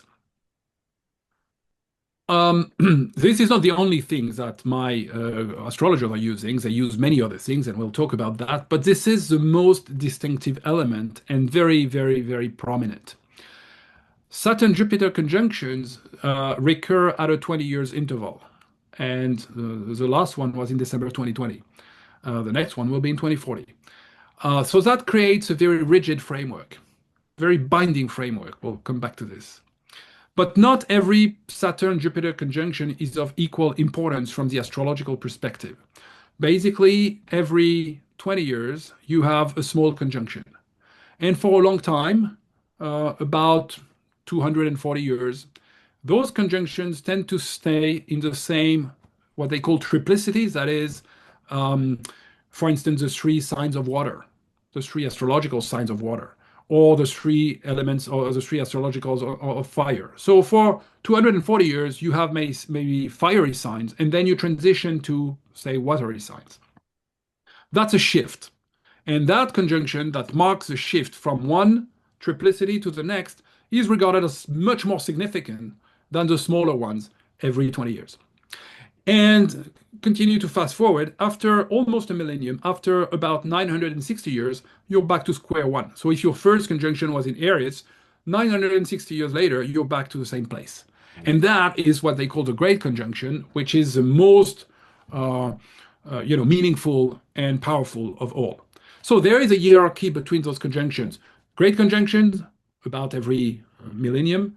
Middle conjunctions, every shift, about 240, 250 years. And small conjunctions every 20 years. So that creates some kind of a basic scaffolding that they apply in their astrological histories. And that's very helpful because that allows you to date back in time as far as you want and forward as far as you want. Remember, they want to predict the end of times. So they need to look forward. Astrological histories are fundamentally future oriented. They are interested in this future, eschatological future, but they can also go back. And so, for instance, they don't focus on a lot of pre-Islamic events or episodes, but they are interested in dating the flood. They are interested in dating the birth of Jesus, this kind of stuff. And the flood is a good example that tells you how they operate with the conjunctions and how it relates to chronology and interpretation. You have some early attempts at dating the flood that ends up in a fiery sign. And then they're like, oh, we have a problem because the flood, you would expect water. So they start playing a bit with it and they move it. And it ends up in Cancer, which is perfect because this is a watery sign. So you see how you have to, chronology has to conform to an astrological worldview. And of course, for the flood, you expect a watery sign. So I'm not saying this to suggest some kind of massive manipulation. I'm saying a given chronology is only meaningful according to a given worldview. If that worldview is predominantly shaped by astrology, then astrological theories have an impact on the cultural construction of time.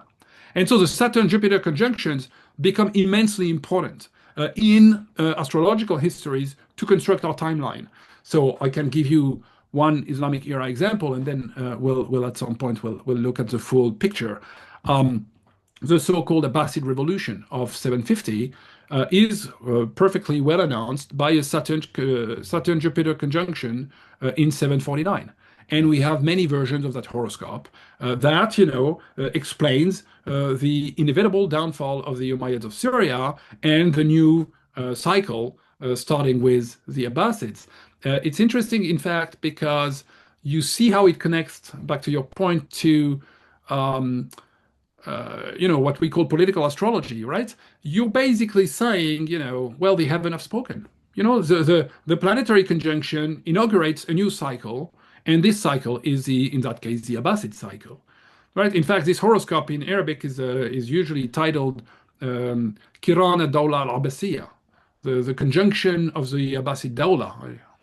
Deliberately not translating it, right? The Dawla being today meaning state, but meaning really this kind of a new cycle of kind of revolution, like the Earth around the sun. So you're starting a new political cycle. So it's also really interesting in that sense because the message in terms of legitimacy, in terms of affirmation of political authority, is extremely powerful. It's literally written in the stars. And so in that sense, and that's something Gutas did really well in his book, Greek Thought, Arabic Culture, he was correct in understanding that political astrology was key to Abbasid legitimacy. I would add that it was probably true as well for the Umayyads, but we have less evidence as already discussed. So then what happened if a critically significant historical event could not be explained by the Saturn-Jupiter conjunction? What other systematic astronomical frameworks did astrologers have at their disposal? Yeah, good question. So the Saturn-Jupiter conjunctions, that's a very rigid and binding framework every 20 years with different possible level of importance depending on what kind of small conjunction and the like.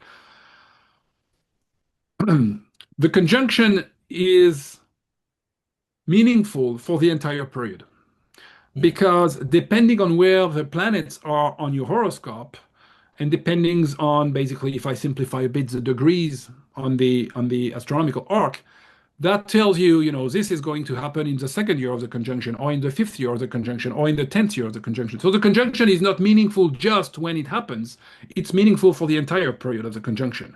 So a horoscope cast in, I stick to my example of 749, has implications basically until the next conjunction.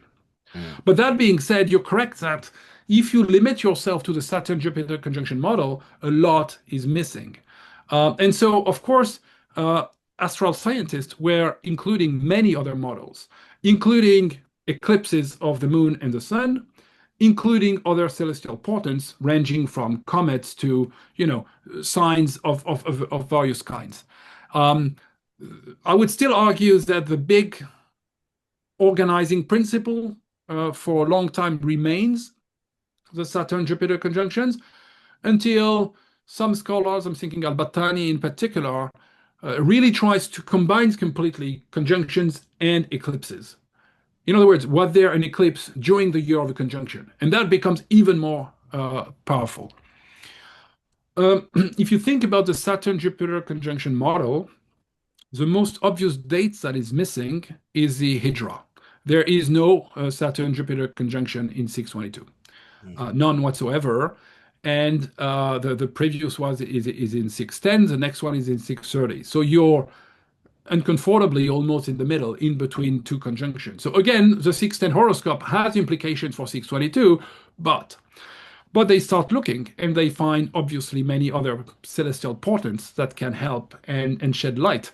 And in that case, a variety of things, lunar eclipses, and also other planetary conjunctions.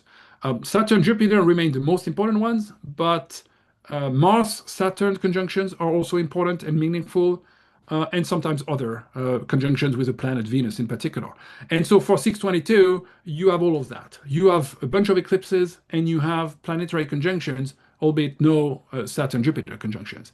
And basically what you're doing is that you're beefing up a chronological skeleton or scaffolding that is first developed through Saturn-Jupiter conjunctions, and then you add everything else: eclipses, Saturn-Mars conjunctions, etc. Not every astrologer is doing everything.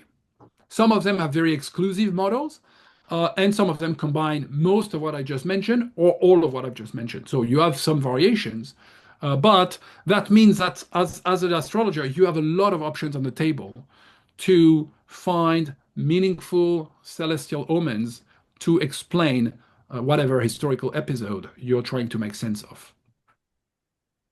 In terms of systematic frameworks, the thing that I found the most fascinating when reading your book that I had no knowledge of before was this idea of people or places becoming associated with specific zodiac signs by Islamic astrologers. For example, you highlight that Scorpio was deemed to be the sign of the Arabs, and that cities like Damascus and Mecca were associated with Leo. What was the possible genesis of these sorts of associations? I realized when I was reading Dr. Ahmad Al-Jalad's work on the zodiac inscriptions that he's found, he's highlighted that Scorpio is the most frequently attested constellation in the Safavitic epigraphic corpus, perhaps suggesting that its appearance and disappearance in the sky must have had very particular cultural significance for the inhabitants of pre-Islamic North Arabia. Could that possibly be the origin of its later Islamic associations with the Arabs as a people, or is that completely and utterly a coincidence? That's a great question. I don't know that we can answer it neatly by a yes or no here. Basically, the notion that regions and cities and or people are associated to zodiacal signs, that's true of all the kind of ancient astrology. If you look at Ptolemy, if you look at Greek astrology, so that's well documented. That's not new. The danger here is always to imagine that there is a single origin story.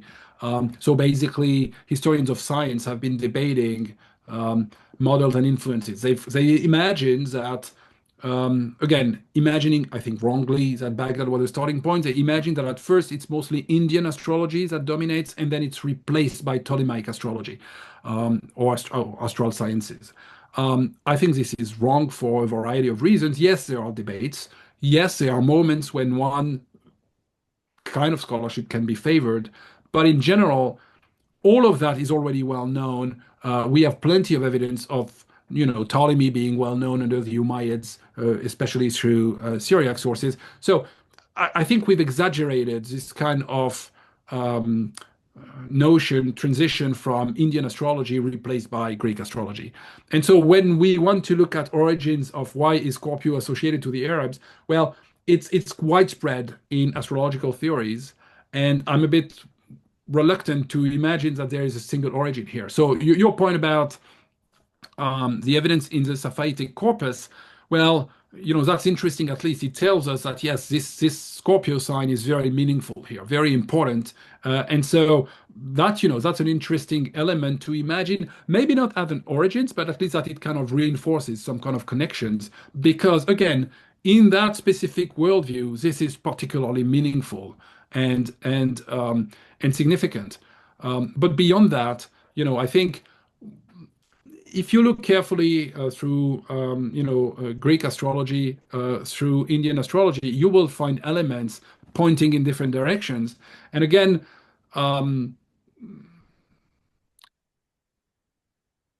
it's a bit risky because then we ended up having a kind of a discourse of domination. We ended up saying, well, they're just replicating whatever the Greeks were doing, or and I think that's what we want to avoid. You described how the single most important tool for the Islamic astrologer was the Zij. I hope I'm saying that properly, or astronomical handbook, often accompanied by tables. Can you explain its origin and why it was so indispensable for the astral sciences and astrological histories?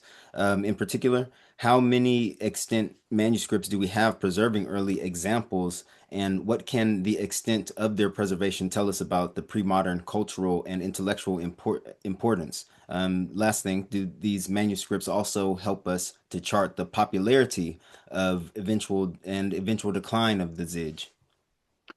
Yeah, great questions. Um, I guess the first comment is most conjunctions or eclipses, um, of course, some of them were done or simply by observation, but in most cases they were not.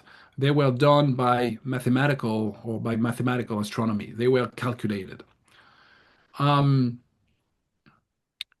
that requires astronomical handbooks. An astronomical handbook, a Zij, is basically um, a succession of, in most cases, tables could take different forms, where you have calculations of meaningful astronomical events for specific coordinates. And then you have kind of geographical data, if you will, that allows you to what is the word I'm looking for? To calculate or to convert for a different location. So if I do my Zij for Baghdad and you want to cast your horoscope in Mecca, you will need to do the math to convert to the coordinates of Mecca. Um, where does this come from? Again, ancient astrology, every ancient astrology that influenced Islamic astrology has its own version of astronomical handbooks or tables, whether it's Greek and Ptolemaic, whether it's Indian. Another clear predecessor, again, back to Iran, we have this with the Sasanians. In fact, Zij or Zik in Persian, in Middle Persian, that's probably the origin of the term. So, very, very obvious tool. In early Islamic times, including early Abbasid times still, they are still sometimes using some probably Sasanian era astronomical handbooks, Zijis. So it's indispensable in the sense that if I want to write, if I want a horoscope of the flood, it's only with an astronomical handbook that I can do that. I cannot go back in time and observe it myself. I can do that by mathematical means. And in fact, again, we should assume that almost every single conjunction, eclipse, and the like mentioned in an astrological history was done through calculations, not through direct observation with the naked eye. Um, we could go back even further in time because you have those kind of records of astronomical events in the ancient Near East. I'm thinking Babylon, but I think one thing that astrology does to you, it forces you to rethink the kind of Near Eastern longue durée because a lot of those methods, a lot of those traditions, and in fact, record keeping goes back all the way to Babylon and the ancient Near East. Now, in fact, these are also interesting because for the Islamic period because we have quite an unusual situation in terms of the manuscript situation. We know of about I will need to check if the figure has been updated, but historians of science have documented at least about 250 such astronomical handbooks that we know of. And interestingly, about 150 do survive. And it's a very unusual rate of preservation. It's quite exceptional. And that's something that, I'm the wrong guy to do it, but that's something that needs to be investigated further. And that, I think, speaks at least to the significance and importance of such tools. Now, there is one more element to add to this. It's a bit more technical. Something that is known since antiquity and called the precession of the equinox. Precession of the equinox is that is the axis of rotation of the Earth is shifting over time. It's the axis of rotation of the Earth is slightly tilted, but it changes a bit over time. Ptolemy thought it was 1 degree per century. Today, modern astronomers will tell you it's 1 degree every 72 years. So all guys knew that, and so they knew that their ZGs needed to be updated. In particular, not only because of the shifting axis of rotation of the Earth. So I'm simplifying quite a bit, but if I simplify, an astronomical handbook will eventually become somewhat outdated. Of course, you can still, if you know how to do the math, you can update it, but that probably triggers a constant stream of production of new ones, so you have something up to date using the best available science. Sometimes they realize that one ZIJ was, had a lot of miscalculation. Sometimes they introduce a new theoretical framework that has other requirements. So there will be other reasons. And in the patronage system we've discussed, it makes sense that if the ZIJ is such a powerful tool for a lot of things, then as a ruler, you want to have a kind of a state-of-the-art ZIJ at your disposal because it's so important. And that leads to the last part of your question, which is really important for me to think about, and that is trying to understand the kind of flourishing and decline of the genre of astrological histories. At some point, so at first when I started this project, I had no clue what I was doing or that astrological histories even existed. Then I had to understand how important astrology was. And then the question flipped. Instead of asking myself, why did they start doing astrological histories? A really interesting question became, why did they stop? It was such an obvious choice. It was so natural. It was the best available science of the time. Why would you stop? And so I would try looking for explanations, and we'll get to that. But one thing that struck me, because we have this unusual large number of surviving manuscripts of astronomical handbooks, historians of science, both in the 1950s and in the early 2000s, produced studies to locate and date those astronomical handbooks. And what they show is the same picture, even though by the 2000s we knew a lot more such manuscripts. And that is a formidable boom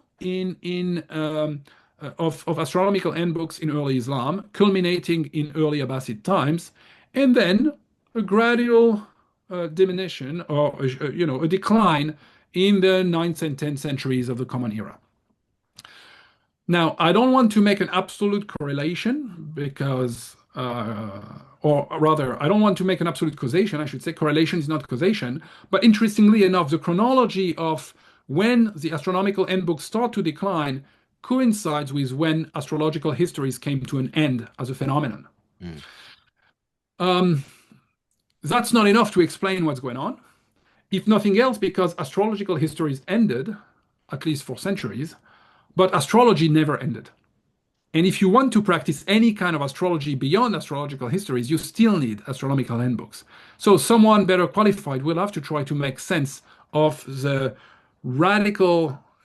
sharp decline of astronomical handbooks in the 9th and 10th centuries. And again, it depends what region of the Islamic world you're looking at. You have slightly different chronologies. For instance, it endures a bit longer in Islamic Spain. I'll spare you the details. We will need the graphs to get sense of that. Get a sense of that. But it's an interesting correlation. So something is happening here that is not enough to explain the end of astrological histories, but that provides some interesting elements for us to think about what's going on. And if nothing else, it would have made your life more complicated to write your astrological history if you have constantly to work with outdated astronomical handbooks. Because if you stop producing updated new ones, well, again, you can do the math, but it's just more work and more complicated, and the risk of making mistakes is just a lot greater. And going back to your response for our first question, you highlight that the selective memorialization of al-Khwarizmi legacy was representative of the broader trend of the waning of astrological histories as a whole, with them being replaced by theocentric historiographies. Can manuscript evidence tell us about when this transition actually began to occur? And are there any key political events that can be isolated as a catalyst for this shift? And lastly, did the practice of astrology, or not lastly, but did the practice of astrology as a whole suddenly fall dramatically out of caliphal favor, being perceived as a potential threat instead of as a means of reinforcing power and influence? And was it more a much more progressive process due to the slow ebbing in cultural relevance and theological explanatory power? Sorry if I A kind of. lot of great questions. Um, okay, there are a couple of ones we can answer quickly. No, astrology never declined, and no, astrology itself never vanished. So here we need to make a distinction between astrology itself and astrological histories as a specific mode of history writing. And here we can document a decline. I'll come back to this in a minute. Um, why is al-Khwarizmi interesting to address that question? First of all, everybody knows al-Khwarizmi, even though people who are less familiar with Arabic or Persian might not recognize the name. His name gave us the English word algorithms, because that's how he was. His name was Latinized as algoritmus or algorithmi, and gave us algorithm in English. So that's alone, this sequel alone is a kind of testimony to his scientific legacy. Why is he interesting? Well, that was my starting point, right? Remember, that was how I came to this, asking myself, why did al-Khwarizmi vanish as a historian when he was being memorialized in every other field of knowledge? Now, at this point of my research on the book, I had a good sense that there was a sizable corpus of astrological histories, usually produced by court astrologers, and that eventually this genre came to an end. Could al-Khwarizmi help me understand that? I think he can. I think that's one way to understand why he vanished as an historian. What do we have? The problem is, okay, you asked in terms of manuscript evidence, that we cannot answer because we no longer have the originals of those astrological histories, and that of al-Khwarizmi is lost anyway. We have later copies, and we can come back to that and why. So I don't think manuscript culture at the moment can answer that question well. What we can do though is think about why would a given scholar as significant of al-Khwarizmi have such a selective memory. Now, what survives of al-Khwarizmi? Quite a bit. The history is lost, but it was heavily cited by a variety of sources, Muslim and non-Muslim sources alike. And back to our earlier conversation, that's also where non-Muslim sources are so important because sometimes they do preserve the memory of lost Muslim sources. So in this case, we have an 11th century Syriac source, actually bilingual source, Syriac and Arabic, composed by Elias of Nisibis, that cites al-Khwarizmi's lost history 120 times or something like that. Also interesting to note, we have 3 horoscopes attributed to al-Khwarizmi that survive. So I simplify, but we have, again, quite a bit of evidence suggesting that he may very well have written an astrological history. After all, that would have been, so al-Khwarizmi dies around 850 of the Common Era. That's literally when astrological histories are flourishing. He's a court astrologer. He's writing on history. That's the most logical choice you can think of. And so my question then became, again, at this point, I'm interested in understanding the oblivion or the vanishing of astrological history and whether that could explain the specific case of al-Khwarizmi. We remember him for everything except for his history. And so the answer has to be more capacious than al-Khwarizmi alone. The answer has to be what's happening here that is revealed by the example of al-Khwarizmi, but that applies more broadly to the decline of the genre of astrological histories. And I think what this does for us, and maybe I'll save the full answer for the next question. I don't want to be too long, but what this does for us is to again force us to think about um, the trajectory of alternative modes of historical writing. Again, if we acknowledge that there were many different ways to write history, yes, at some point, this kind of model based on hadith took precedence. You mentioned that. That's what I refer to theocentric histories. So, you know, again, we're losing a bit of the nuance here. But basically, instead of astrological causality, you're shifting to a theocentric mode of history writing. But even that is not that straightforward because astrologers are, most of them are believers. They're not necessarily Muslims, but when they are, they tell you that it's, of course, it's Allah that decides of the movement of the planet. So there's no problem here. And they do the same whether they're Christian, Jews, etc. But basically, it's maybe more interesting to think in terms of the kind of sociology of those scholars writing history. And you have competing of course, astrologers compete between themselves because, again, patronage, because they need jobs, because they need funding, but also different groups, different scholarly groups do compete to produce an authoritative discourse when it comes to history. And I think what we're seeing with al-Khwarizmi is basically the demise of astrologer historians. Astrologers will endure, and al-Khwarizmi keeps being, a reference in the astral sciences, but eventually, gradually, the kind of authority granted to astrologer historian will be replaced by other groups. Include let's simplify and call them the ulama or religious scholars of sorts that will eventually take over, and that's something we've in fact, if you pay attention, something that scholars have been saying for a while. I mean, Tarif Khalidi, for instance, tells us that someone like Tabari is trying hard to pull history into the field of religious science. He's not the first one. That's what you do when you embrace the methodology of hadith.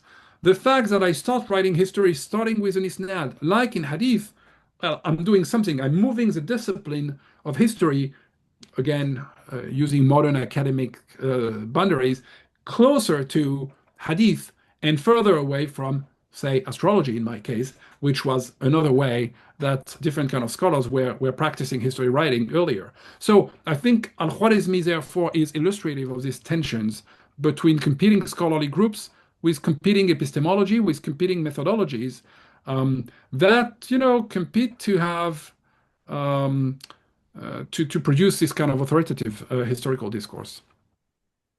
In terms of trying to understand this sort of the changing concepts around time and past, present, and future, in your book, you draw a very interesting contrast between eschatological presence during the prophetic period and apocalyptical, future that replaces it after the prophet's death. So can you explain what this shift entailed, and how did this context eventually lead to the demise of Islamic astrology as a historical science that conceptualized both the future and the past? You have this rise of Islamic astrology that was linked to the strong sort of messianic and apocalyptic discourse that pervaded the Umayyad and early Abbasid periods. I mean, what happened? How did that change? Great question. Okay. The premise is we have abundant evidence that early Islam witnessed very intense apocalyptic expectations. The point I'm making in the book, if I simplify and then I'll explain how I'm doing it, the point I'm making in the book is that since the studies of David Cook in particular on Islamic apocalyptic, we know that, of course, apocalyptic expectations never vanished, but we know that they become less frequent somewhere between the 850s, 860s, and the 950s, right? It's this century or so between roughly, I'll round up the number, 850 and 950, or 850 and 1000 CE. What's happening is that apocalyptic expectations are then postponed into a remote future. Instead of expecting the apocalypse to be around the corner, now you postpone it into a distant future. Now, that chronology I just gave you is exactly the chronology of the vanishing of astrological histories. So to me, it's very clear that there's a relationship here between the postponing of apocalyptic expectations and the end of astrological histories as a salient mode of history writing. Why? Because, as I said earlier, astrological histories are fundamentally written as a future tense. They care first and foremost about calculating the end of times. When that becomes less imminent, less pressing an issue, the genre starts making less sense. To do that, I use a lot the work of French historian François Hartog, who has developed this concept of, after others, but has really developed the concept of regimes of historicity. And in a nutshell, what it tells us is that, any society, in a given present, any society will articulate past, present, and future in a certain way. And that's not stable over time and space. So, for instance, Hartog tells you, in the ancient world, he means ancient Greece and Rome, the past is the leading category, is the category ordering time. The past explains the present. And so that's how they write history. They write history drawing lessons from the past. Historia magistra vitae is a technical term he uses. By contrast, if you think about what we call in the modernity, he means Western modernity, building on the work of German scholar Reinhard Koselleck, it tells you that somewhere in the 17th, 18th century, we shift towards modernity, a regime of historicity understood as completely future-oriented, but a future of progress. Imagine as a future of eternal progress. Things are going to be better and better and better, indefinitely. And Hartog's intervention is to say, well, that goes on until somewhere between World War II and the fall of the USSR, somewhere between the end of World War II and the late 1980s, early 1990s, when we realize that this kind of continuous progress is no longer really true or sustainable, vision. And he claims we have shifted, and we still are, according to him, in a presentist moment where the present is a category dominating.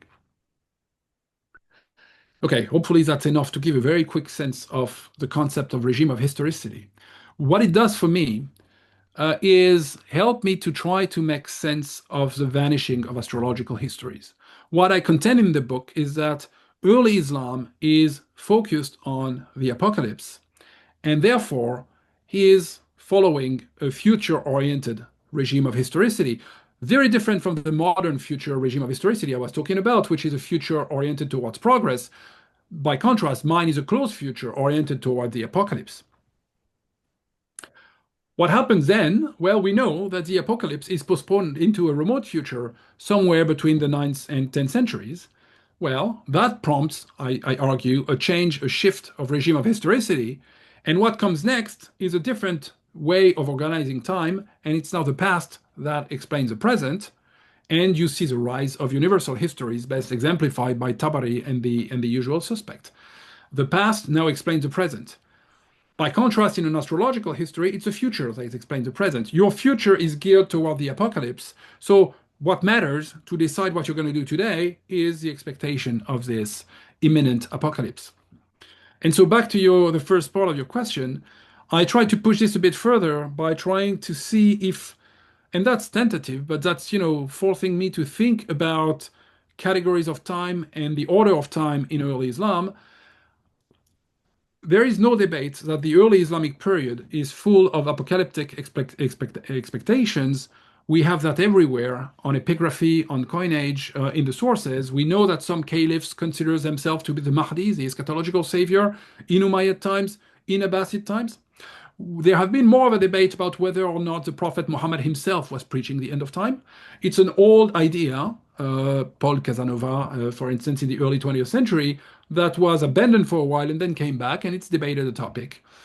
And also some work, important work on Quranic studies tell you that one way to interpret part of the Quran is to look at it not necessarily as looking at an apocalyptic future, but as eschatology already unfolding, what I call an eschatological present. So what I'm suggesting basically in, I think what's chapter 7 of the book, is that it's very possible that Muhammad's life or part thereof, we can debate whether things change during the lifetime of the Prophet. There is this notion of, the future is already happening. Eschatology is unfolding. The end is there. And then things that do not exactly happen as planned. So you have a small shift, and instead of this eschatological present, you postpone the end into the near future. It's around the corner. It's not actually happening right now as imagined. It's actually very soon. And so you have this kind of apocalyptic future that I will contend lasts up to the 9th and 10th centuries CE. And then you have another shift, partly, not only, but largely because you've postponed apocalyptic expectations into a distant future. Then the future no longer has the same explanatory power, is no longer the obvious category to organize time, and you have another epistemic shift, and the past becomes the main category to explain the present.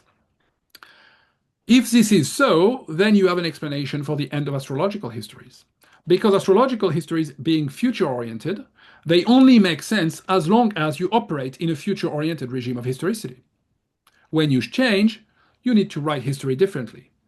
Hartog and others have shown time and again that, but also anthropologists, I'm thinking Marshall Salins and others, that, specific conditions that determine what kind of history writing is possible or not. And so if you are focused on a certain kind of temporality, a certain order of time, it has massive implications on what is possible, what is not. Astrological history is one example of a future-oriented historiography, not the only one. You could also think of historical apocalypses, for instance, and perhaps, but here I'm just guessing, other genres that seem to have vanished or that have lost their explanatory power. Should I imagine that the Futuh literature, the literature of the conquest, was future-oriented? That some of the Qusas literature was future-oriented? Things that we know existed but are no longer kind of part of the mainstream corpus because they were responding to different needs and different expectations and different worldviews. There are another way to look at this, and I'll wrap up with this, and that is that, and here I think with philosophers like Paul Ricoeur, for instance, who has written extensively on time and narrative, Temps et Récit in the French original, where he tells you when you see a massive narrative reconfiguration, massive rewriting, something has shifted in your relationship with time. Back to what we were saying at the beginning of the discussion. The entire field has operated under the premise that we are facing a significant gap of narrative sources. That what we think we know is basically predicated on Abbasid era narrative sources, starting roughly in the around the middle, what survives at least is from the middle of the 9th century onwards for the kind of traditional narrative sources. That will require a much longer discussion, but we often say, and it's incorrect, but we often say that Khalifa ibn Khayyat, who dies just after 850, is the earliest extant chronicle. But the point is, then we have, after Khalifa ibn Khayyat, you start finding all the kind of usual suspects, including al-Balazuri, al-Yaqubi, al-Tabari, etc., etc., etc. That, to me, is the narrative reconfiguration mentioned by Ricoeur. That's when you rewrite everything, simplify, around 900 and beyond. You rewrite everything. And you do that because this narrative reconfiguration tells you that something much bigger had changed, had shifted in your worldview, in your epistemic framework, in your relationship to time and how you order time, or how you articulate past, present, and future.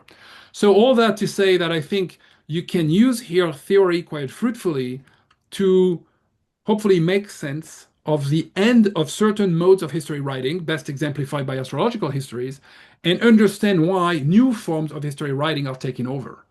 And in so doing, then I think the implications are much broader than just the vanishing of astrological histories. That's important in and of itself.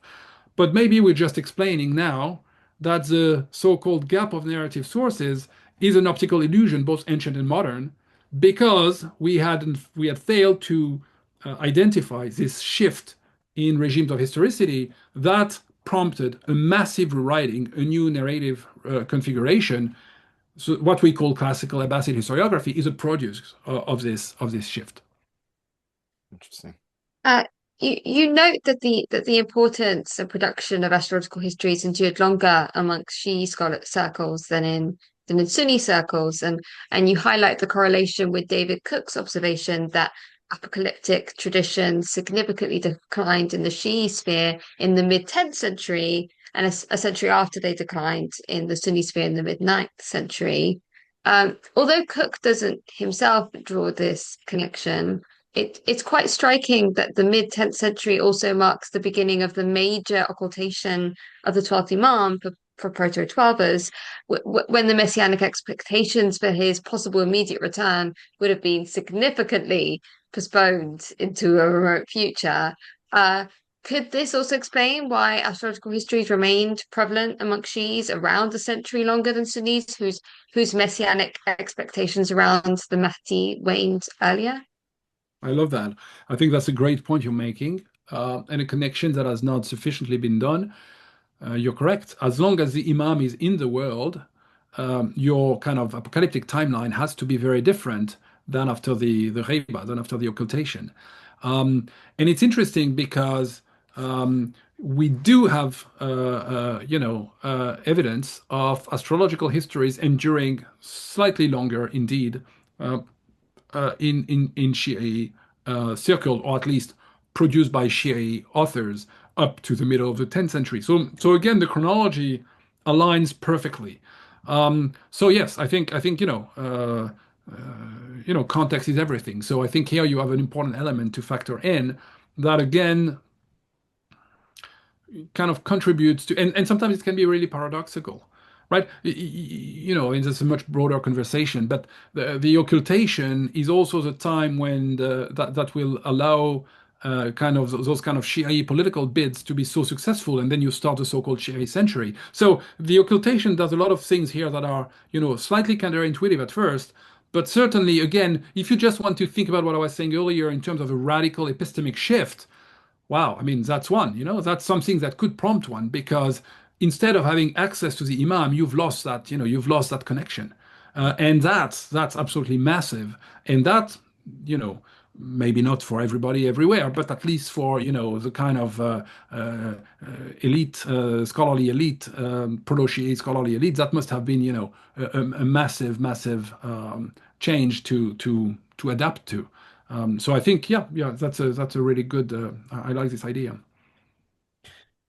All right, thank you for Uh, hanging on with this for so long. I mean, I'm sorry, I hope that I wasn't interrupting you. no, I was just going to say as a footnote to this conversation, it's also interesting that um, many of the astrological histories that have been preserved, several of them have been preserved in anthologies compiled by Shi'i scholars. So it's even a longer story that this kind of longer trend in Shi'i circles also has implication for why we still have some of this material. Because the genre vanished and came to an end.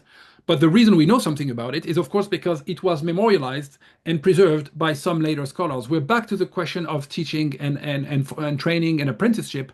I think later generation of astrologers wanted to preserve this knowledge, but and that's not something I'm covering in the book. I'm just highlighting it. That's something for someone else to do. But there is certainly a Shi'i element to this preservation mechanism, especially under Buyid patronage, it seems. So back to the kind of themes where, I'm not going chronologically that far myself in the book, but we're back to the kind of questions we were talking about. And I think that's a nice complement to your point here, that then you can start looking at this kind of transmission of this knowledge in a specific Shi'i context. Not only, it's not restricted to it. I could show you examples of even, a Christian Arabic astrologer transmitting Masha'Allah's history. So a Jewish astrologer of early Abbasid time being transmitted by a Christian astrologer writing in Arabic later on. So, it's not only a Shi'i story, but there is a very specific Shi'i element to investigate here. And before I interrupted your point, I was just going to say thank you for holding on for so long with all of our questions. We're at our last section, which is the legacy of astrological histories. Despite their loss of dominance as a genre in their own right, did astrological histories have any lasting influence on the forms of history writing that replaced them? And was this epistemic break between them completely clean? Well, that's a great question. Yeah, in a way, the intuitive answer will be yes, because almost, very few people in the field even knew, me included, had no idea that such a corpus existed. In a way, astrological histories have been forgotten, have been, they fell into oblivion. But you're right that this is not to say that they did not remain influential for a while. After all, if you think about how history writing operates, the starting point is never silence, but whatever exists, what has been said already, whatever sources are available. And so one thing I'm trying to suggest in the book is that we actually have many in what I call invisible legacies of astrological histories that we can trace when we start paying attention. And I guess in the interest of time, pun intended almost, I'll limit myself to one example, and that is the level of chronology. Anyone studying early Islam, when I teach my Islamic Civ kind of survey, when you grab any textbook, all of us, we operate with a basic scaffolding that we have in common. 570-ish, birth of the Prophet Muhammad. 610, first revelations. 630-ish, death of the Prophet Muhammad. I fast forward a bit, 750-ish, Abbasid revolution. 809, beginning of the fourth fitna between Al-Amin and Al-Ma'mun. I could go on, I just give you a few. All the dates I just gave you, all of them, Saturn, Jupiter conjunctions, all of them. And all those Saturn, Jupiter conjunctions are perfectly true, correct, accurate. My guys are not making them up. You can prove it. You can redo the math. You can use modern softwares to recalculate those conjunctions. So all of them are perfectly accurate. And so, in a nutshell, what this tells us is that the most obvious legacy of astrologer historians was the construction of the chronology we still use today, something we had not realized or acknowledged. Now, what does this mean for us? That means that, again, astrologers were the true masters of time. Constructing a chronology is insanely difficult, insanely complicated. We forget about that because today time is so easily accessible. I mean, the computer you're looking at has a clock, linked to an atomic clock somewhere. Your phone receives a satellite signal, and exactly, you land somewhere, boom, it adjusts to the new time, right? But if you had to do anything manually, that's extremely technical, extremely difficult. In the early Islamic period, you have another challenge. They are creating a new calendar. They are introducing the Hijri calendar. I mean, in his 1998 book, Fred Donner, in Narratives of Islamic Origins, he has a great chapter discussing this shift from what he calls relative chronology, like year of the Yarmouk or year of whatever battle. How you turn that into an absolute chronology? How do you decide? Well, this is actually year 15 of the Hijra.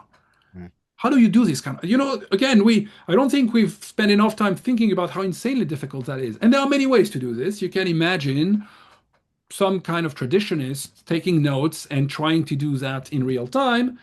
But you should also imagine that for a lot of things, including pre-Islamic times, you will have to eventually much later do the math, not necessarily much later, but later do the math, and then harmonize and synchronize many different calendars. The added challenge being that you will have to combine lunar calendars, like the Hijri calendar, and solar calendars or lunisolar calendars.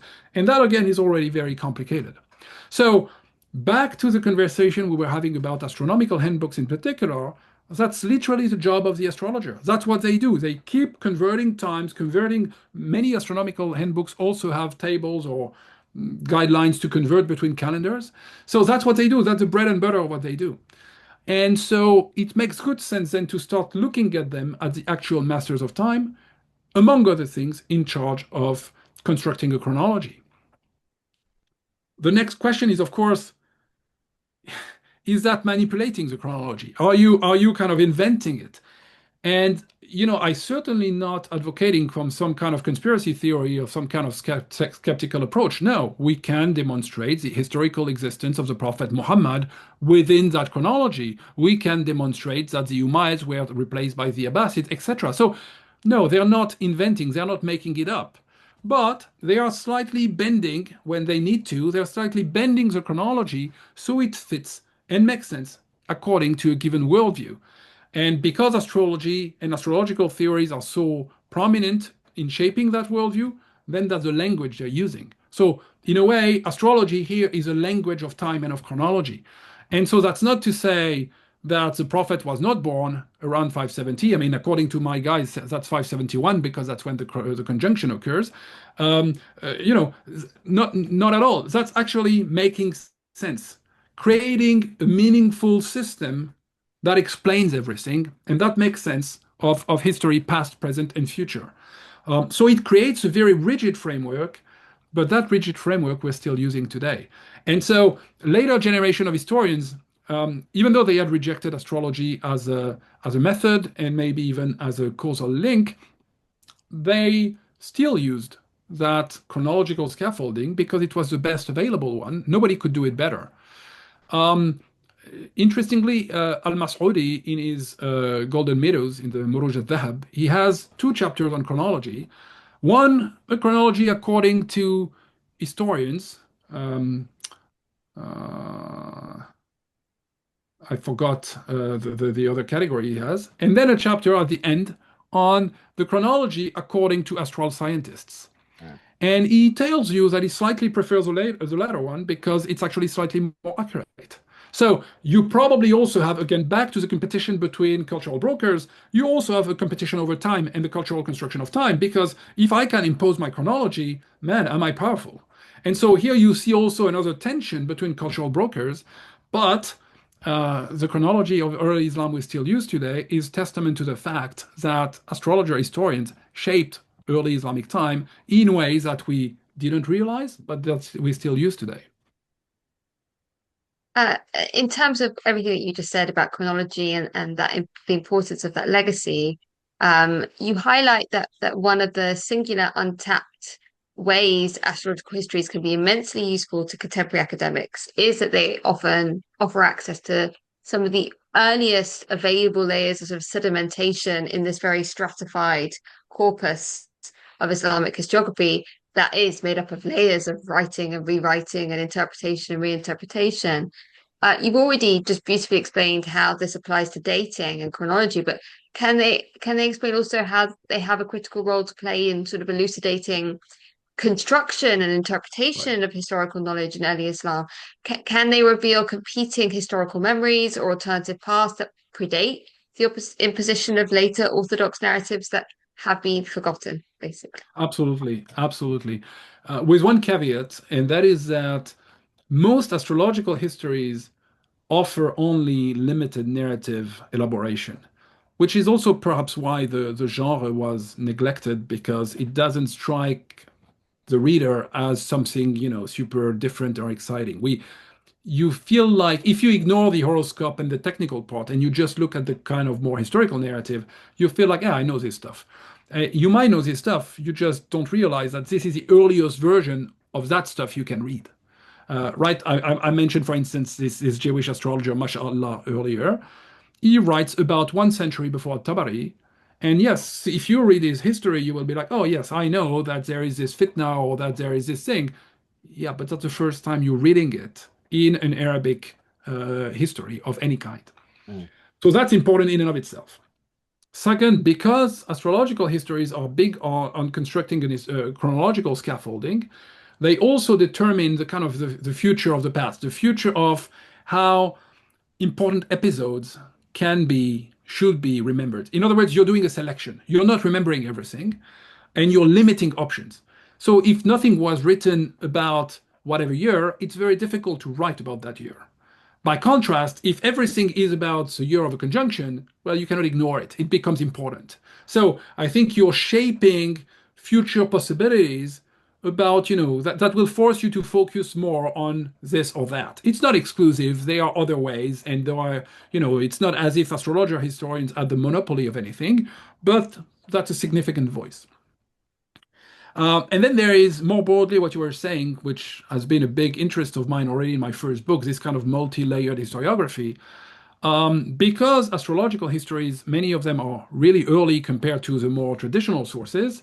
Yes, we tap into earlier layers before a kind of a full-fledged Abbasid narrative had solidified, for instance.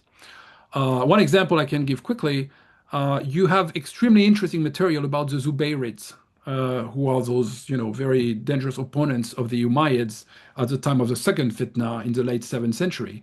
And the Zubayrid material we know has been erased multiple times by the Umayyads and then by the Abbasids. So, the Zubayrid memory is hard to come by. But in astrological histories, you find some very unique, very interesting material, including the best explanation of the second fitna I've ever seen, because it's done entirely through astrological theories.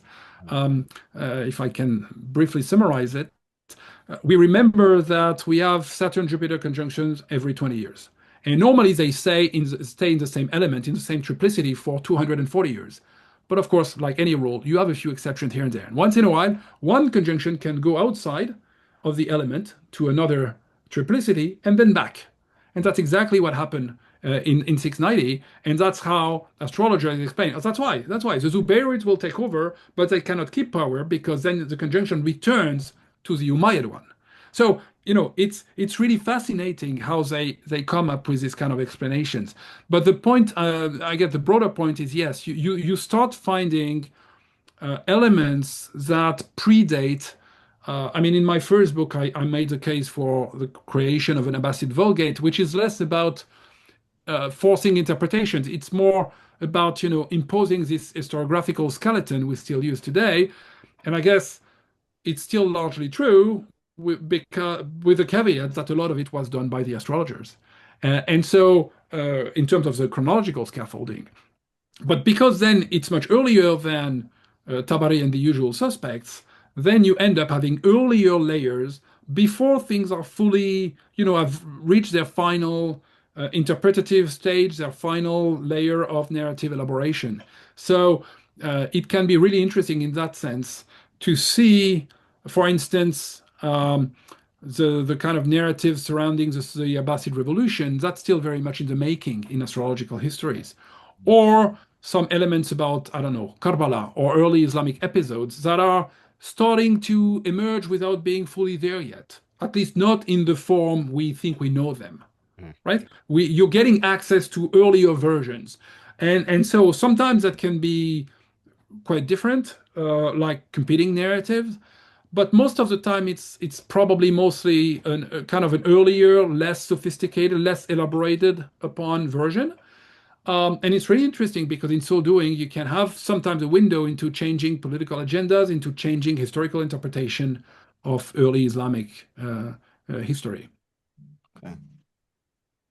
Beyond the erasure of astrological histories, what other notable pieces are missing from the puzzle of Islamic historiography, and what innovative methodologies can modern scholars adopt in order to restore a fuller picture while grappling with the general lack of contemporaneous narrative sources documenting the early Islamic period up until the mid-9th century, and the fact that a lot of early works have been lost in transmission? Yeah, so I think that's a really interesting one, to think about what we do not see. One German scholar, Arnold Esch, warned us, a Western medievalist, so maybe less famous among Islamicists, but he warned us that we tend to see the past as a mosaic and imagine that we have a little bit of everything. But the reality is else. The reality is entire continents may have vanished and you don't even see them because you cannot spot them, you cannot detect them. So how representative is what we have is always an interesting question to think about. I think what astrological histories are suggesting here is that very different, very original, very interesting forms of history writing were important and very successful in early Islam. But I'm not claiming that astrological histories were the only such, alternative mode of historical writing. In fact, I mentioned a few earlier in the discussion, such as historical apocalypses, such as the Futuh literature, such as the Qusas literature, and there will be more. There is, important scholarship lately on the Maghazi, for instance. So we could go on and think about different modes of history writing. Perhaps what is helpful to do that is to do two things. One is to question our categories, and the second is to think with regimes of historicity. So I'll do that quickly. Categories. I think, thanks to Chase Robinson, we have a great book on Islamic historiography. We have, that's the best possible introduction to the topic, and I use it in the classroom all the time. But at the same time, we've created a distorted lens because Chase Robinson's book tells you have three main genres, and that is tarikh, or chronography, as he terms it, sirah, or biography, and tabaqat and ma'ajim, or prosopography. And in a way, we've reduced Islamic historiography to those three ways, to those three genres, three modes of history writing. Now, they are immensely important, and there is much more to be done on the three of them.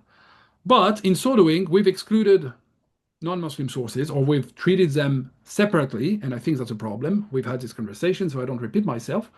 But also, it kind of prevents us from seeing very different modes of history writing that do not neatly fit within those three categories of chronographies, biographies, and prosopography.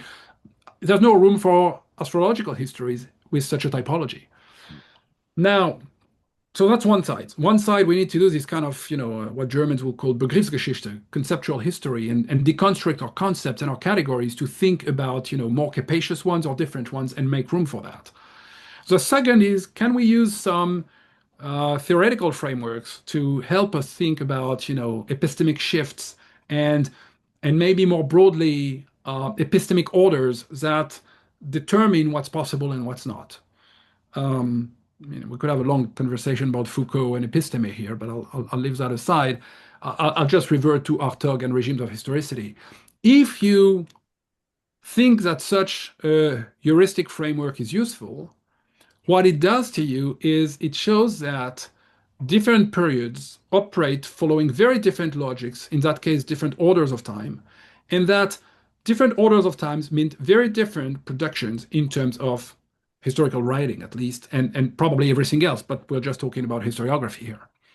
And so one interesting way becomes, and to me, that was really, the kind of a aha moment where you're like, okay, that's something really interesting to me, that this might be a way to understand the kind of standard explanation of, or to revise or to revisit this idea of a gap of narrative sources.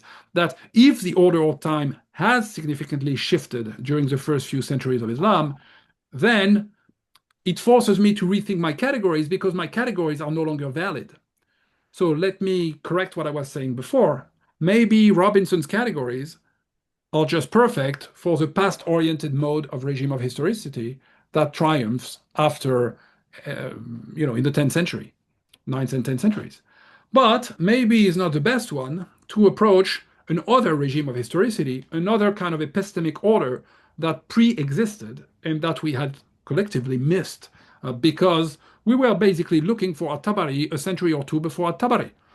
And we have forerunners, don't get me wrong, al-Zuhri and all the usual suspects, Urwa bin al-Zubayr maybe, and others. So I'm not saying that traditionists and the like did not exist just yet, though, again, we need to think in terms of polymath and acknowledge that identities were very much in flux. But that being said, you had competing modes of history writing all the way. I'm never saying that astrologers had the monopoly and then that the ulama took over and had a complete monopoly. That's more complex than that, of course. But you can imagine that different epistemic orders favored some varieties, some genres of history writing that eventually became, in some cases, absolutely unthinkable, impossible, irrelevant.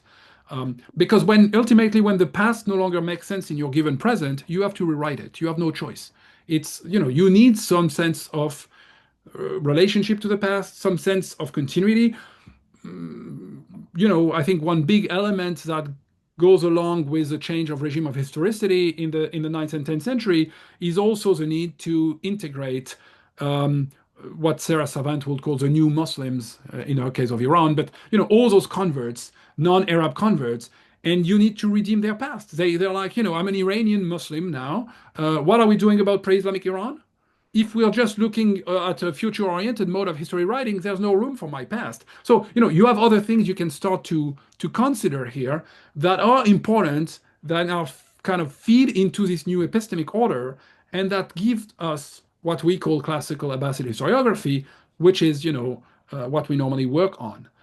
So I think to sum up, I think what this example of astrological history does is maybe giving more broadly some kind of methodological tools and questions to try to see other modes, other ways of producing history in early Islam that have not been on our radar screen because we've been so focused on the more traditional categories that are themselves predicated on a specific epistemic order.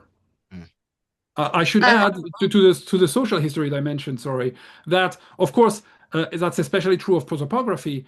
That's a self-reinforcing model, right? That those biographical dictionaries are about the religious scholars who are taking over history writing, among other things. So they are writing their own cultural authority into the mix. And in fact, you could argue that Tariq and so chronographies and prosopography are two sides of the same coin because the more you adopt the hadith format, the more you need the prosopographical dictionaries, right? And interestingly enough, we have a single biographical dictionary, prosopographical dictionary of astrologers that survive. And somehow, in a way, you could say astrologer historians, they kind of fail to adapt to the new epistemic regimes. They kind of fail to adapt their ascendancies. They kind of fail to produce this kind of biographical dictionaries that would have kept them in play as key actors of history writing. So here you start, I think you start having the possibility of more kind of systemic explanations of what's going on with the new epistemic order. In terms of, restoring this kind of very complex puzzle, which has unfortunately lots of missing pieces, and we're having to guess what filled those empty holes. We just did a really interesting interview with Harry Munt on his recent book on local historiography, and how that has been understudied as a genre. And I have to be honest, both of your books should be read together. They are amazing companion pieces, and I think it's incredible that we have a new sort of generation of scholars that are really trying to go beyond what previous scholars have done in terms of categorizing this corpus and understanding it and enabling us to see the gaps that we didn't even know existed, basically.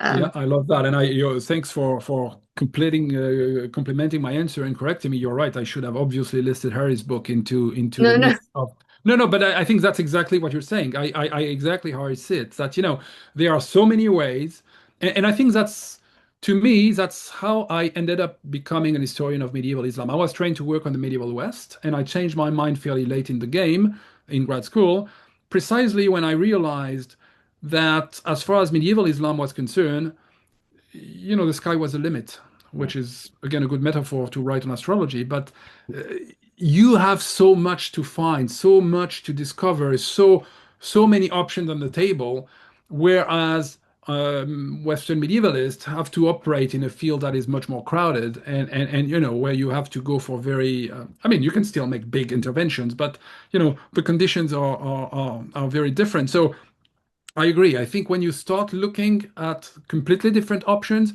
I mean, Jens Scheiner has done some great stuff about the futur literature. Harry Munt, as you pointed out, with local history. So exactly, the material is here. Some of it has been rejected, like the futur literature was regarded as not that serious by a generation of scholars. Well, it's just up to us to take it seriously. Same for local histories, for astrological history. So I think the potential is enormous, and yeah, that's really exciting. I think that's what makes the field particularly exciting. I think we're in a really interesting time, whether it's Quranic studies, whether it's Islamic historiography, a lot of new stuff, epigraphy. I mean, I could go on. So that's really an interesting time. The maybe the less optimistic part of that is this is happening at a time where the job market is collapsing, where opportunities for scholars are narrowing quickly, especially in the US. So that's a real question and a potential challenge ahead of us. But in terms of the sources and what we can do with them, especially to rethink our categories and premises and integrate new corpora into the conversation. The potential is considerable indeed. Not to mention that digital humanities are also about to change the game or changing the game as we speak. I'm thinking again about the work of Sarah Savant. So you have it's particularly exciting time I think intellectually to be in the field. Yeah. It's definitely an exciting time to witness the field for those of us who aren't exactly in it. But on that note, thank you, Dr. Borrut, for your time. This was a really amazing interview. Your book was just as amazing, and I recommend all of our audience to go out and read it. I know it's fairly new, it just came out. I don't know if you have anything else coming down the pipeline. We're interested to know if you do. Other than that, if you don't mind leaving us with a few words. Yeah, the book just came out in February, so the next big project will take some time, um, and probably will literally be on time and on the cultural construction of time. We still don't have a full study of the introduction of the Hijri calendar. I want to build on the last two chapters of the astrology and history book. There's so much more to be done here. So I've kind of, formulated this project, but I need to now make time to do it, to work on it. And I have other smaller things in the pipelines. But yeah, no, I think.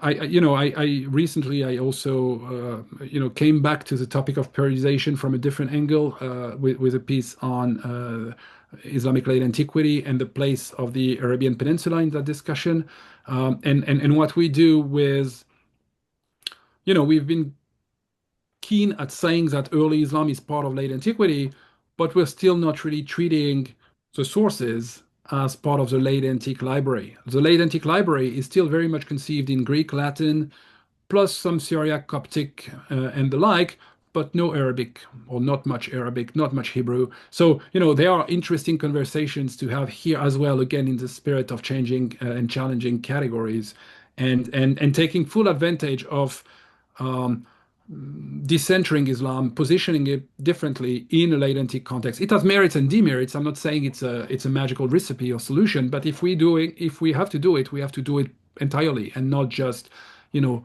partly. So, yeah, I think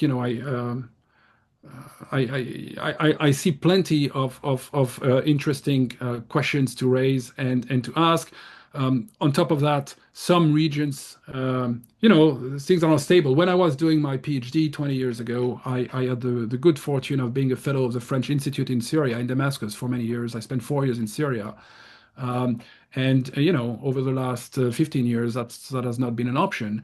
Um, and as that has been a tremendous loss on so many levels for the Syrian people, for the Syrian heritage, for archaeology, etc. But by contrast, you were talking about epigraphy in the Arabian Peninsula that has been exploding. We've been having a lot of new material coming from Central Asia, a lot of new archaeology coming out of from North Africa. So I think another interesting challenge.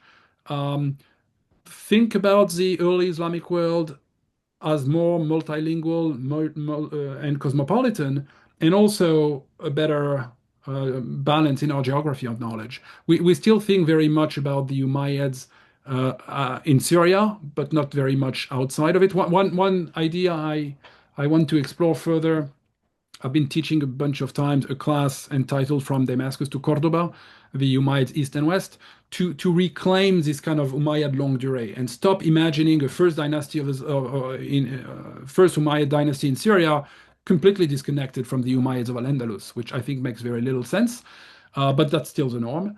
And even the most recent textbooks or on the Umayyads kind of tend to have a hard stop in 750. So I think, that's again another way to think about challenging the periodization. And when you challenge the periodization, well, you have to change the geography because periodization and space are the two sides of the same coin. So that's another way to think about early Islam, not just between the Nile and the Oxus River, as we often do, but also to fully, properly integrate the so-called Islamic West. Some things that scholars, like Jonathan Brokop in the US or Annelise Neff, for instance, in France, have been doing extensively, but that or Corizon Fenwick for archaeology, but we need to do more of that. So I think those are also really promising avenues. All right. On that note, thank you for your time. And yeah, we hope to engage with more of your work. You had a really nice book that you showed us at the beginning and looks very interesting, and we hope to look into that one as well. But again, thank you for your time, Dr. Borrut, and hope to speak with you again. Yeah, thank you so much to the two of you. That was great. Great conversation. Bye.